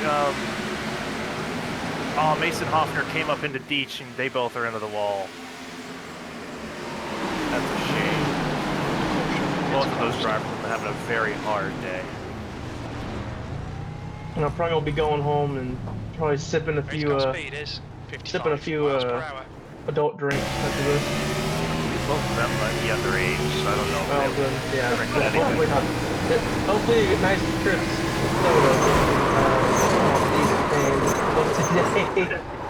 That's what I have to do. I turn 20 here in a few weeks, so. Yeah, well, what will Mason Hoffner be doing after this race? Water, alcohol, hard drugs. All of the above. Join the cartel. That was a If you want to join the cartel. Oh my gosh, oh my god. I was gonna say, coming. it looked I knew like that was Mason coming. got into another impact and He just smoked a 35. That's the 95 of Mike. I thought it was Mike? the 35. No, that's the 95 of Mike Runkle. Oof. I know the term ARCA that guy break. just loves to bang. Runkles have not had a good night tonight. What is it? Yeah, I don't know what the hell Mason was doing there. The Runkles are in a funkle right now. You hate to talk smack over the broadcast, but I don't know what Mason was thinking. He just drove right into him. So I don't know if there was any thinking in that process, but hey. I don't think there's too much thinking for him in general, but on to the front of the field. Yeah, I've heard, I don't know if it's just rumors, but I've heard ARCA drivers' IQ levels are like room temperature at best. It's now 70 Well, then I'm really Fahrenheit. scared because he's all the way at Cup. You know, I've not been much of a fan of Mason Hoffner, but I'll try and keep that one to myself. Well, I think you just announced to everybody, Mr. Harding. That's okay. Yeah, clearly concussed by the impact earlier. That's a good point, Ray.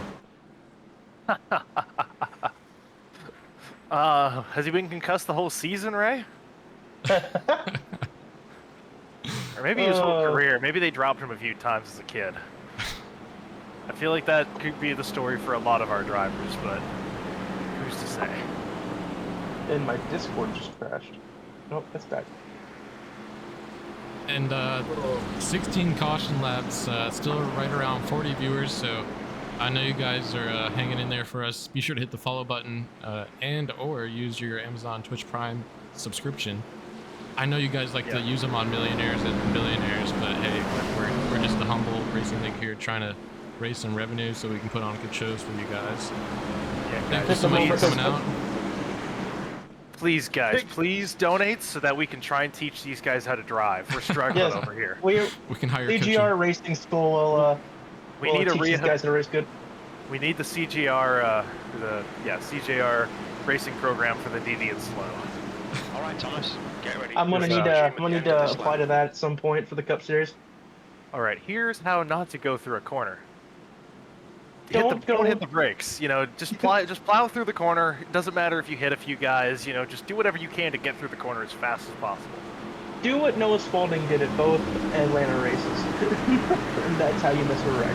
Who would, if you were going to start a driving school, who would you make your teacher in this CGR thing? Oh gosh. Hopefully you. Dallas. I'm hoping Mr. Harding, because at least get it through our dumb heads. You numbskull! It's just you have to start using insults. You absolute buffoon. Stop going to the right. You're on a oval. That's a wall. You're supposed to turn off of that. All right, we're getting back to green here. We're gonna see what goes on in this restart. Oh, not too good of a jump there by Stafford. Henry's still on the outside. He kind of got going and then seemed to lift a little bit, worried that he jumped it. Not a very good start for Cat Wheeler either. He didn't seem to get going. He's normally really good. Is this Henry's opportunity? He's trying to hang on that right rear. Not quite, but he's going to have the run. And that might be... left to go. You know, it's time to go if you're Henry. You really Cory almost cut off Cat. Oh my gosh. Oh yeah, they're having a big fight there for third. You know, everybody wants to get interviewed. There's only 2 spots to do. Here comes Kallhoff on the inside. Oh, he's trying so hard. I think Henry can hear us. He knows that he's got to go. Come on, Henry. It is go time. 15 to go. Cat Wheeler trying to hold on. Mott's Those gonna get super around old him. tires. Those tires, I'm surprised Cat didn't come in. Maybe he took them earlier in a crash, but you know, it's surprising that he never came in. He's definitely going to be struggling here as this laps turn out. Doing really good though for what he's got as Mason Hoffner comes back on the track. That's going to put some fear into our drivers. Vince Mitchell not taking off very good. He's up to 10th. He's up to 12th. He hasn't really moved. I guess those tires really didn't help him the way we were expecting to. I thought he'd be a lot faster than what he is right now. Yeah, going back to our leaders here, Kallhoff is doing a great job trying to get to the inside quarter of the 75 of Stafford, but Stafford just getting great momentum on that outside there. Really not enough laps to wear down on him, so it's going to be a tough pass for position 1. I think the pressure might be getting to Stafford a little bit. He got really loose on exit there. That was really good catch by him. Yeah, I think it's time for Kallhoff to start using the chrome bucket. I think Kallhoff's problem is Kallhoff's really good through 1 and 2, but that's just, you can't pass on the bottom through there. You have to be able to stay on that inside and at least be by his number to try and be able to dive into 3 and then use the dog leg to your advantage, but he's just not able to get there. Hopefully he can maybe try and get a run through here and get to his right side and try and get up there, but I mean, I don't think Kallhoff really has much of an option other than maybe using the chrome horn like you were saying. You know, employment rate of the chrome horn is quite high in ARCA. Especially on the braking. One driver who's actually starting to close up is Cory Mott, you know, a typical tire saver, trying to keep his tires underneath him. He might be able to do something here as this race fades on. Cory hasn't been very loud today. You know, he's kind of been chilling in like that, you know, 5th to 9th range. He hasn't really pushed up into the top 3 until now. It's been seeing him finally come alive here at the end of this race, maybe try and steal it. Look, we're ready to have a 3-way battle for the lead here. Oh, right in the back. King gets turned, big crash. Oh, Hollywood on Hollywood violence. He comes into Griswold there. Looks like nobody else. Oh, he got turned by Thomas Villano and then just big damage. Oh, that killed Garth's car. Garth is probably done after that. That's a shame. 55 miles per hour. Oh. You hate to see it for Oh. Garth. Got dumped and Yeah, Garth had nowhere to go. Yeah, massive damage to both fenders on that car. I think he's done. He most likely used yeah, his earlier. left front's bent in. Yeah, he's done. Yeah, that's a shame. Well, he may be able to go back out there, but his chances of anything good for a finish is unfortunately over. You know, Thomas Solano felt like he had to go, and he just was trying too hard and got into the 14, but that's But really yeah, shame. looked like 10 to go this time, obviously under caution, but we had a good three-way battle for the lead there. Obviously, they weren't quite on the bumper as Stafford quite yet, but Cory was able to reel them in as a little bit of fighting is going on between 75 and 63. Well, now Cory really has a chance because he's going to be, stacked up. He gets to decide how he wants to win this, if he wants to try and give a little bit of bumper to try and get through, or maybe he wants to just sit there and watch Kallhoff and Stafford fight, maybe try and take advantage when they go a little bit south trying to fight for it. I feel like this restart's going to be make or break for the field if they want to beat him. Well, look who's back up in a 10 spot after having trouble a couple of times tonight. Vince Mitchell was just broken back in the 96 car. That's good to see. I mean, it seems like his tire strategy isn't really working, but hopefully maybe on another restart could help him maybe get some track position and some clean air to help that car. And we just got some inside scoop from Twitch chat. Tyler Bellinger said he got freshies, and confirming that just pitted got tires on 111. So ooh, I did not notice that Tyler Bellinger went in. That's really good to see. He's running 6th position, so that he is the new highest driver with fresh tires. So he may be able to try and sneak past these guys, but he's going to be starting 3rd row. That's a hard task to try and get through both those rows to try and take the lead, especially with, I believe we're going to go green. Let's see, 7 pace to car lights go. are still on. We're probably going to go green 145. So there's not going to be any time left in this race. This is where you got to go. There's no conserving, no playing nice. If the guy in front of you isn't going, you have to, start giving the bumper, trying to get by. You gotta mess them up. You gotta rough them up. Yeah. Mike Tyson, if you shall. Yeah, I'm never one to use the bumper, but sometimes when you got to go, you really got to go. It's like the bathroom. You don't care. You just want to throw people out the way. Jeez. I don't.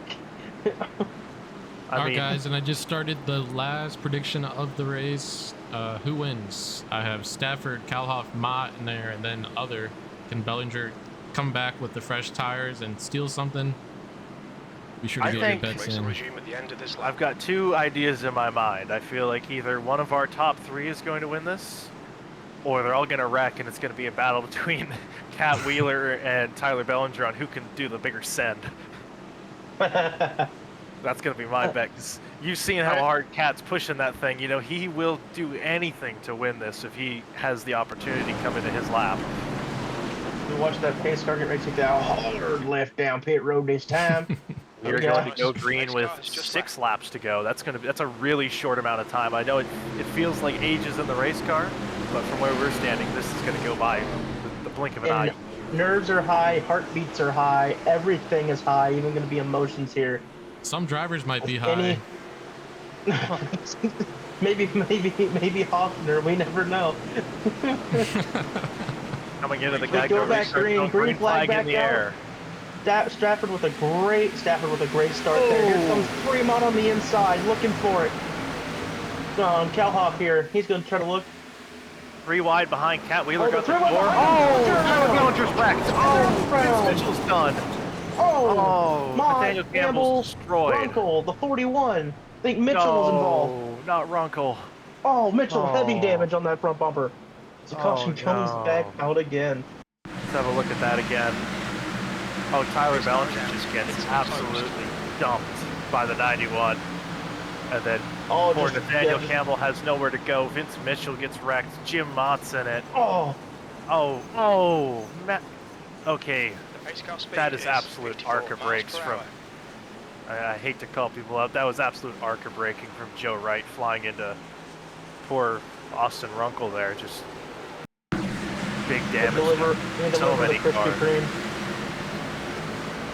Yeah, that was a severe case of ARCA braking on multiple drivers' parts after the initial wreck happened. Like, I don't know what was going on there. That's a shame for Nathaniel Campbell having a good quiet night, just nowhere to go. Vince Mitchell and Tyler Bellinger, both their strategies going up in smoke there.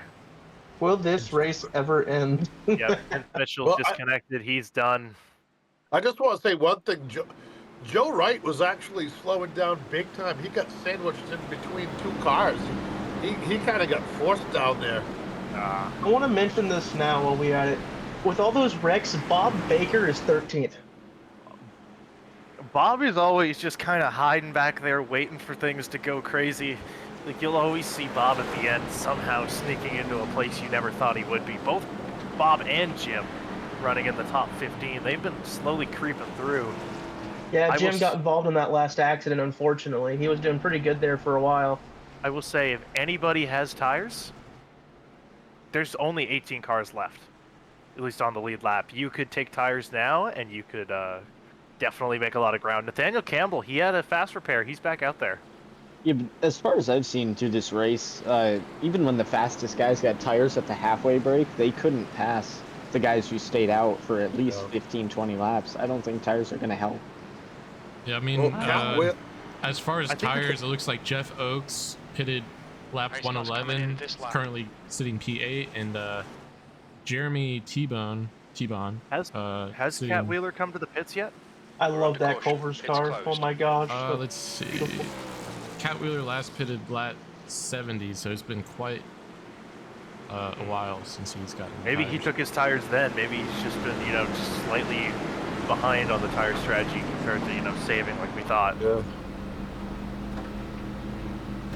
Yep, so just a couple drivers in the top 10 that have fresher tires than those in front of them. And it looks like we're going to be a green-white checkered, a natural green-white checkered here. Or maybe, yeah, I think we might go into overtime. With the amount of cautions, really, how much can that benefit them at this point, so. Austin Runkel left, that's a shame. Multiple cars DNFing out of the race right at the end. Tragic. Everyone's heart rate is up now, and I know that.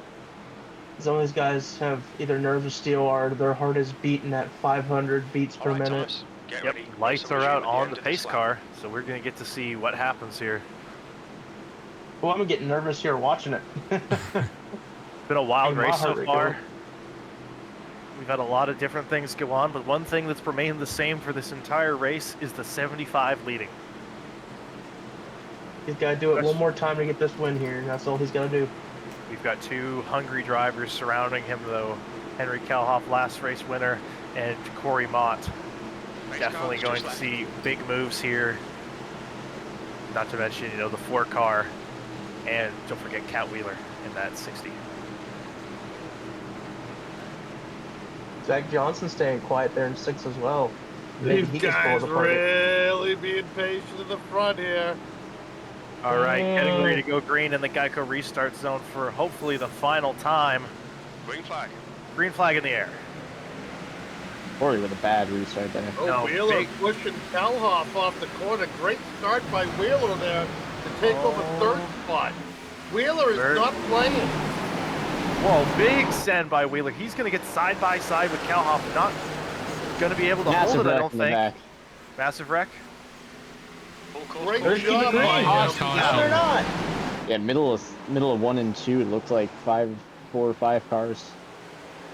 And then Stafford is just sitting there going, come on. We're under caution. Pits are closed. Do they have green-white checkers? Race car speed is Good grief. 54 miles Oh per my hour. gosh. No, not Bob. Oh no. Oh, after all that. Yeah. Oh my God, Cameron Romano, or not Cameron Romano, sorry, Cameron Albertson almost flipped. He was way up in the air. What you know about getting some airtime here at Phoenix? He got the bumper from, I believe that's the 7. He got the bumper from him and shot up into the track and killed multiple cars. God. That was a horrifying crash. And they kept Whoever it. knew Phoenix could be so deadly? Bob Baker got thrown into it. He has big damage. The 92. That's a shame. So many cars torn up for no reason. And I think that we're seeing checkered flag. Unless there's... Nope, car's pulling over. That's it. And that is the end of the General Tire 150. Unfortunately, ended under caution, but only suits the pretty much entire race there. Stafford taking the win here in Phoenix. Track temperature's decreasing. It's now. What a great run by that 60 car Wheeler. Yeah, the top four were like they were great all race. Fun to watch. Race cars in this lap. I bet Great Wheeler's runs there kicking as well. himself that he didn't rough up Kallhoff a little bit, try and steal that second spot, but a great run for all three of those drivers. Yeah. It's a shame that they didn't get to finish under green and maybe Henry get a shot at Stafford, but Great points day for Kallhoff, who won last week to finish second. It's going to be the pace car that gets the most points for the most laps led. Hell yeah. He's definitely going to be right up there with Stafford for most laps led. And he is burning it down on the front straightaway. Amazing drive from him to be able to dominate this race like that. Yeah, this was his race. I mean, the only laps he didn't lead was when he came in for the pits. I was gonna say he was dominant every time he got the lead. That was it.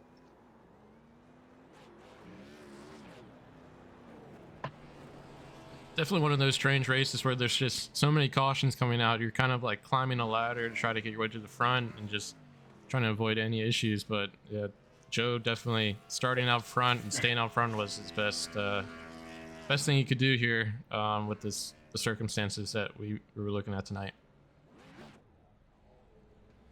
Well, up next we have the podium interviews. We'll obviously have our leader Joe Stafford in, and additionally Henry Kallhoff, who finished second place, and Kat Wheeler, who was able to take the third position away from Cory Mott at the end there.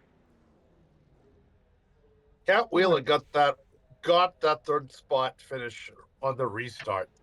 He did a hell of a job on that restart.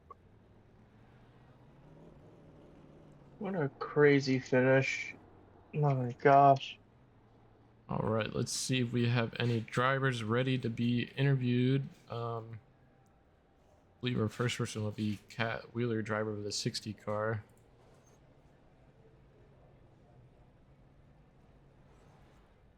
Man, Kat, you're in the booth, man. Great race. Looked like you came up what's looking like 8 spots, so that's a good climb there. Definitely was a dangerous field. Seemed like a lot of wrecks left and right. How'd the car feel tonight? to be honest, I guess I didn't get too much practice there at the beginning. I thought practice started at 8:30, so I didn't get that much practice coming into it. I came into it, I was like, well, at Daytona I had second place. I was like, this track completely different. I was like, top 15, I'm happy. 35 starters, top 15 seemed like a reasonable goal. And I was top 10, I think, ever since that the first restart, except for coming at the end of the second stage. As soon as that sunset car came alive, man, it was just so much of a big difference. Not gonna lie, I did make some enemies, but you know, if you want to win, that's gonna happen. I know that 50 car is not happy with me at the moment, but it was a great race. That win by the 75 definitely deserved. It's just the racing at the front was just so good. Cory did a really good job too, and I got lucky there on that last restart. But I gotta thank Nim, the whole Back Row Bandits team. I gotta thank Richard for helping me out there at the end. He got a little unlucky with an accident. He helped me out there, spotting at the end. Just brought a good car. And were you expecting this many cautions, or did you know it was going to be kind of a boxing match tonight? Well, during the race, there was a bunch of back and forth with people kind of, disappointed with the cautions, and I could kind of see where they're coming from. But this is ARCA. Yeah, you gotta kind of lower your expectations. I see this as more of a for funsies. series, and I kind of treat it that way. It is just a game. Don't tell everybody else in iRacing I said that, but yeah, it's just out here having fun. Sunday night racing with guys I've been racing for about 2 years. Yep. Just it's a great crowd out here. Good seeing new drivers out here, and joining the Crown Jewel Racing League, and getting used to it. And it's always fun seeing guys around. But yeah, cautions, man. I didn't expect it to be that much, but be so real. I suck at the long run. So, looks like we're getting. You know what, Bill? I'll let you ask your question. I asked a couple already, so go ahead. Hey, Kat, who's the coolest dude you've ever met at North Wilkesboro Speedway? You know it's you. Yeah, baby. You know it's you. Awesome run tonight, kid, man. I was proud of you. You were out there smoking it. You had great restarts, man, and you made it exciting. Congratulations. Yeah, man, two straight podiums in a row for the 60 car, man. I mean, if I was on my monitor, man, I wouldn't be able to do it. Thanks to my VR, man, I just turn my head straight 90 degrees to the right, make sure I'm clear and I'm chilling. That's nice, man. That's awesome. Congratulations, Kat. Oh yeah, thank you all for such an amazing broadcast, dude. I can't wait to watch it after this. Yeah. Oh yeah, we were hyping you up pretty good. Hopefully we're able to catch all the action. So one more thing, Kat. One more thing. So new cars coming out. Obviously, are you looking to be more involved with the ARCA series moving forward, or what's your season looking like? I'm buying every single one of those cars. I know they're exact same, but I have a Toyota and a Mustang in the driveway, so I gotta own those. And then my team runs a Chevy, so. But iRacing already has all my money anyway. Whatever. But I'm super excited for the new car and see how it handles. It's definitely gonna be way different than this car, but who doesn't love a challenge? Oh yeah, if you keep diving in there like you were tonight, you'll certainly have a lot of success. Sending it every time, putting a stamp on it, licking it. Woo. I don't think I've ever seen someone dive it that deep and make it stick every time. Like, I thought you were gonna wreck the field a couple times. Well, I did. Yeah, I got a couple people's bumpers. I moved a couple of people. I asked the 50 car about that one, but yeah. I'm glad I was able to keep it clean. I had no damage the entire race. This car is built like a tank. Shout out to Chevy for that one. Well, cool, man. Well, great race tonight. Up 8 spots to finish position 3.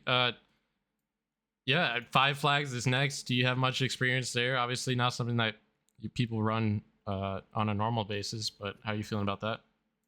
Well, I've been to short track pretty much to go watch a race every week, minus Atlanta race weekend and for the 24 Hours of Daytona. So I'll just go out there, keep watching them over at Hickory, and just seeing how they do it. I guess apply that to here and hope that works. I have no experience at 5 Flags except for rookie street stocks years ago. So it's going to be something, but yeah, there's going to be some bumpers. Yeah. Some bumper cars. Should be fun. Well, you should be very proud. Finishing podiums, definitely a feat, especially when there's that many wrecks going left and right. So good job tonight, and have a good rest of your evening. I appreciate it, y'all. About to get drunk. Thank y'all.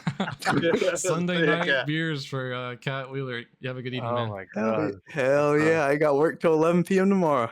That was the driver of the 60 car finishing position 3, Kat Wheeler. Up next, we have Henry Kallhoff, who finished position 2. Seemed to be knocking on the door for quite a bit of the race there, the second half. Let's get him up into the booth. Bill, if you just want to ask him a couple of questions.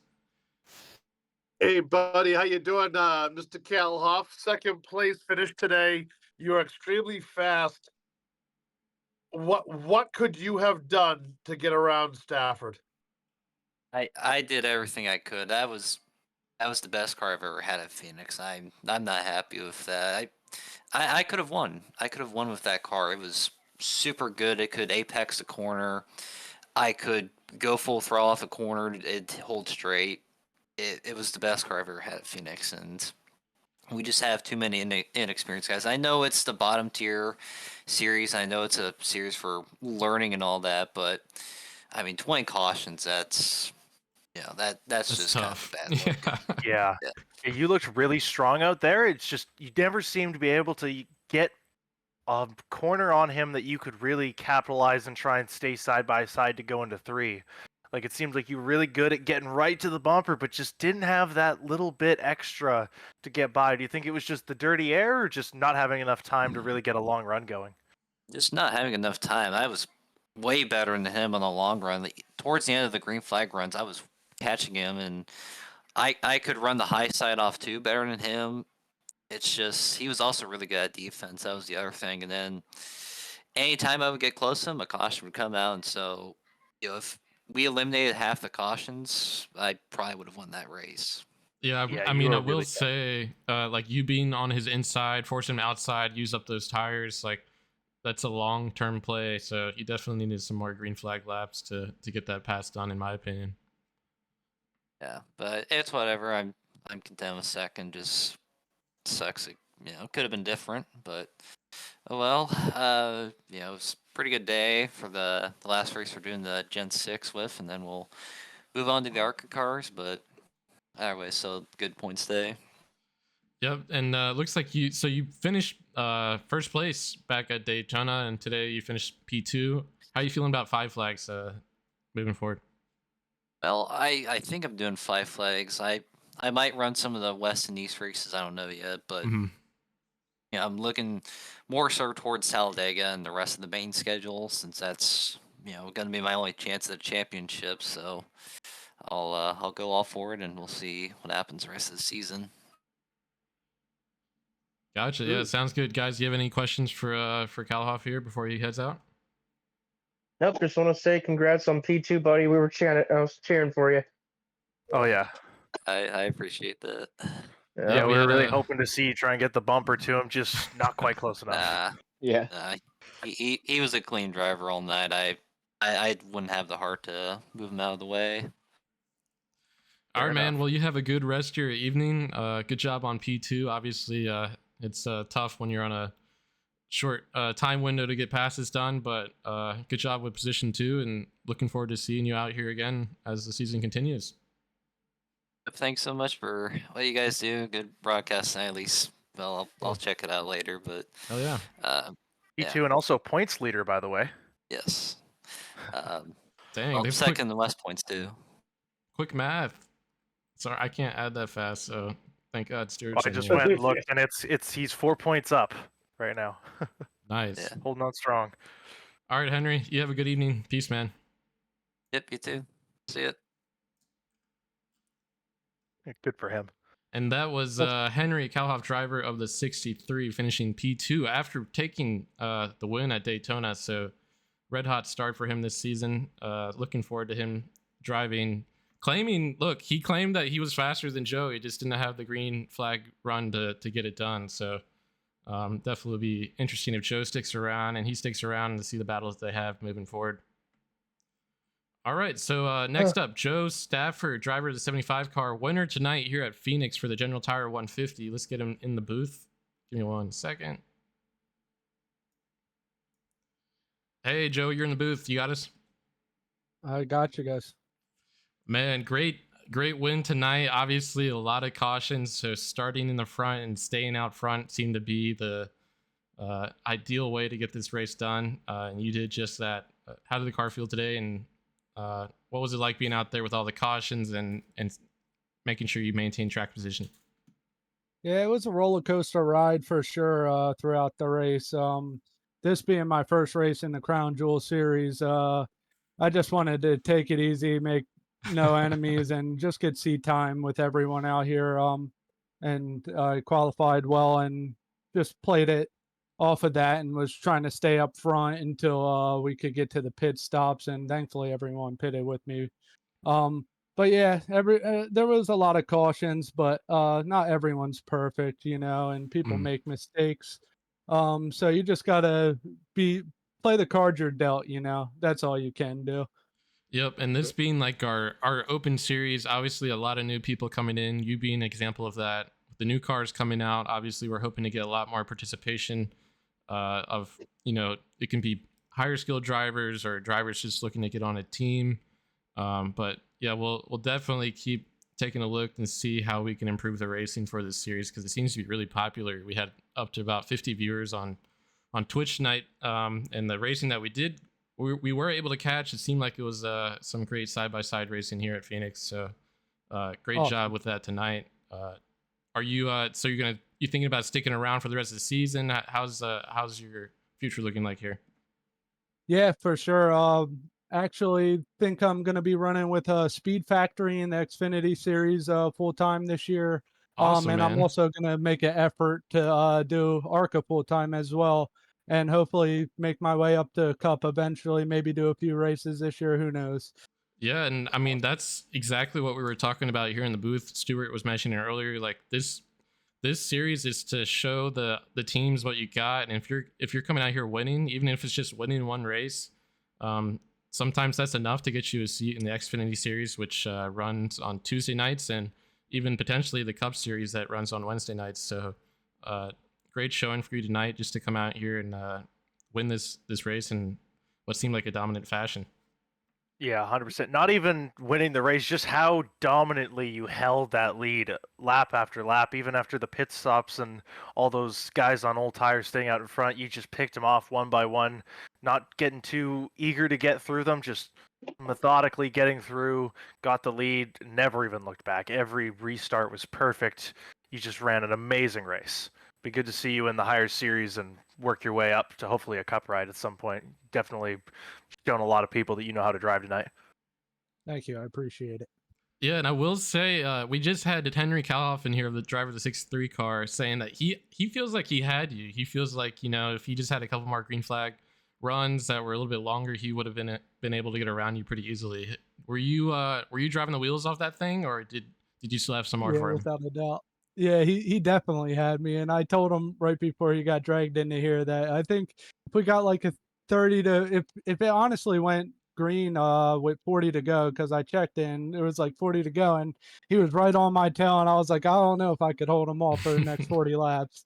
And thankfully cautions fell into place for me. But yeah, he was fast. He kept me on my toes all night, and he's a great racer. Also, Josh Stoltz, he was up there very fast, and Cory as well at the end. Came out of nowhere, it felt like, and he kept us both, me and Henry, on our toes at the end. So it was very fun. The setup was very good. Yeah, I had a lot of fun. Well, awesome, man. Yeah, you're a better man than me. You're fast and humble. I was expecting it to be like, oh no, I had him easy. I was just keeping him entertained. But yeah, definitely great racing from you two up front. Any shout outs you want to give before you head out this evening? Yeah, I'd like to give a big shout out to all you guys, everyone that makes this league possible. Thank you guys for broadcasting. Also, shout out to Chester Water Authority for always supporting me. Money House Racing, Shadow Realm Drift Team, and Factory Speed. And shout out to my mom and dad and friends watching. There you go. Nice. Awesome. Shouts out the family. Absolutely love it. You have a good evening, Joe. Congrats on the win here at Phoenix. Thank you. You guys too. That was Joe Stafford. Great person, seems like. Driver of a 75 car, winning tonight here at the General Tire 150.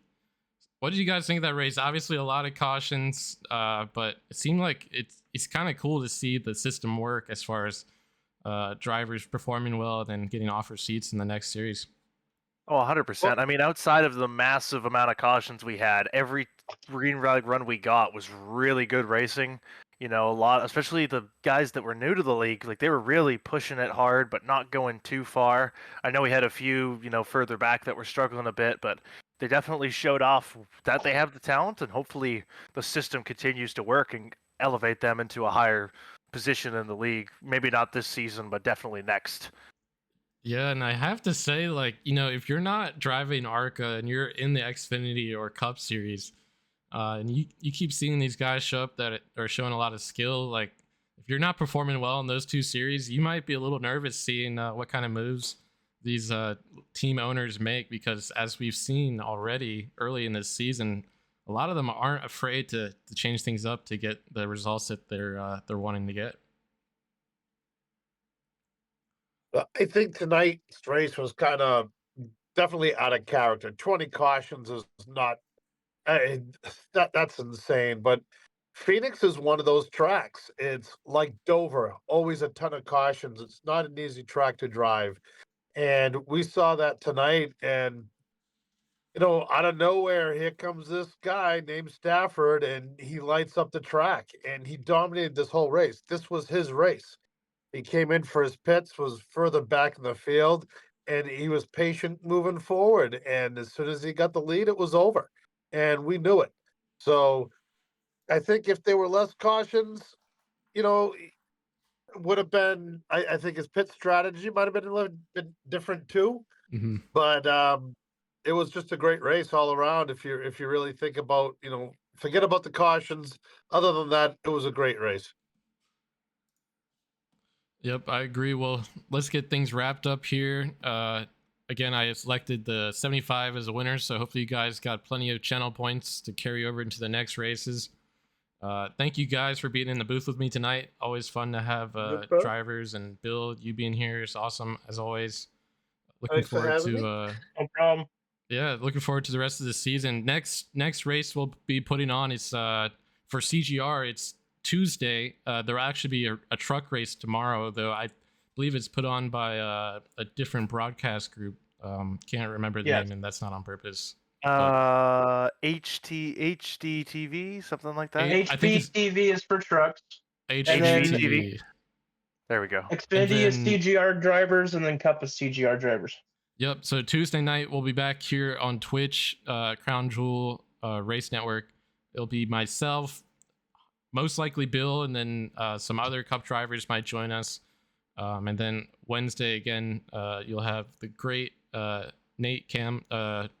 Nathaniel Campbell in the booth, most likely with Bill or some other person too, to call that race. So a lot of action coming to your computer screen this week, and we look forward to putting on a good race and good show for you guys.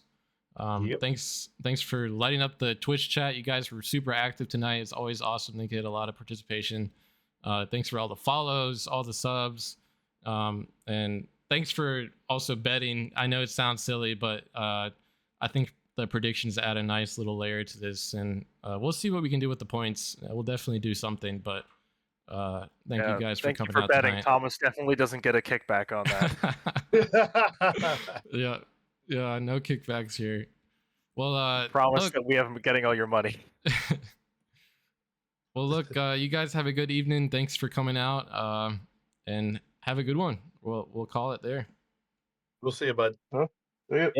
Have a great night.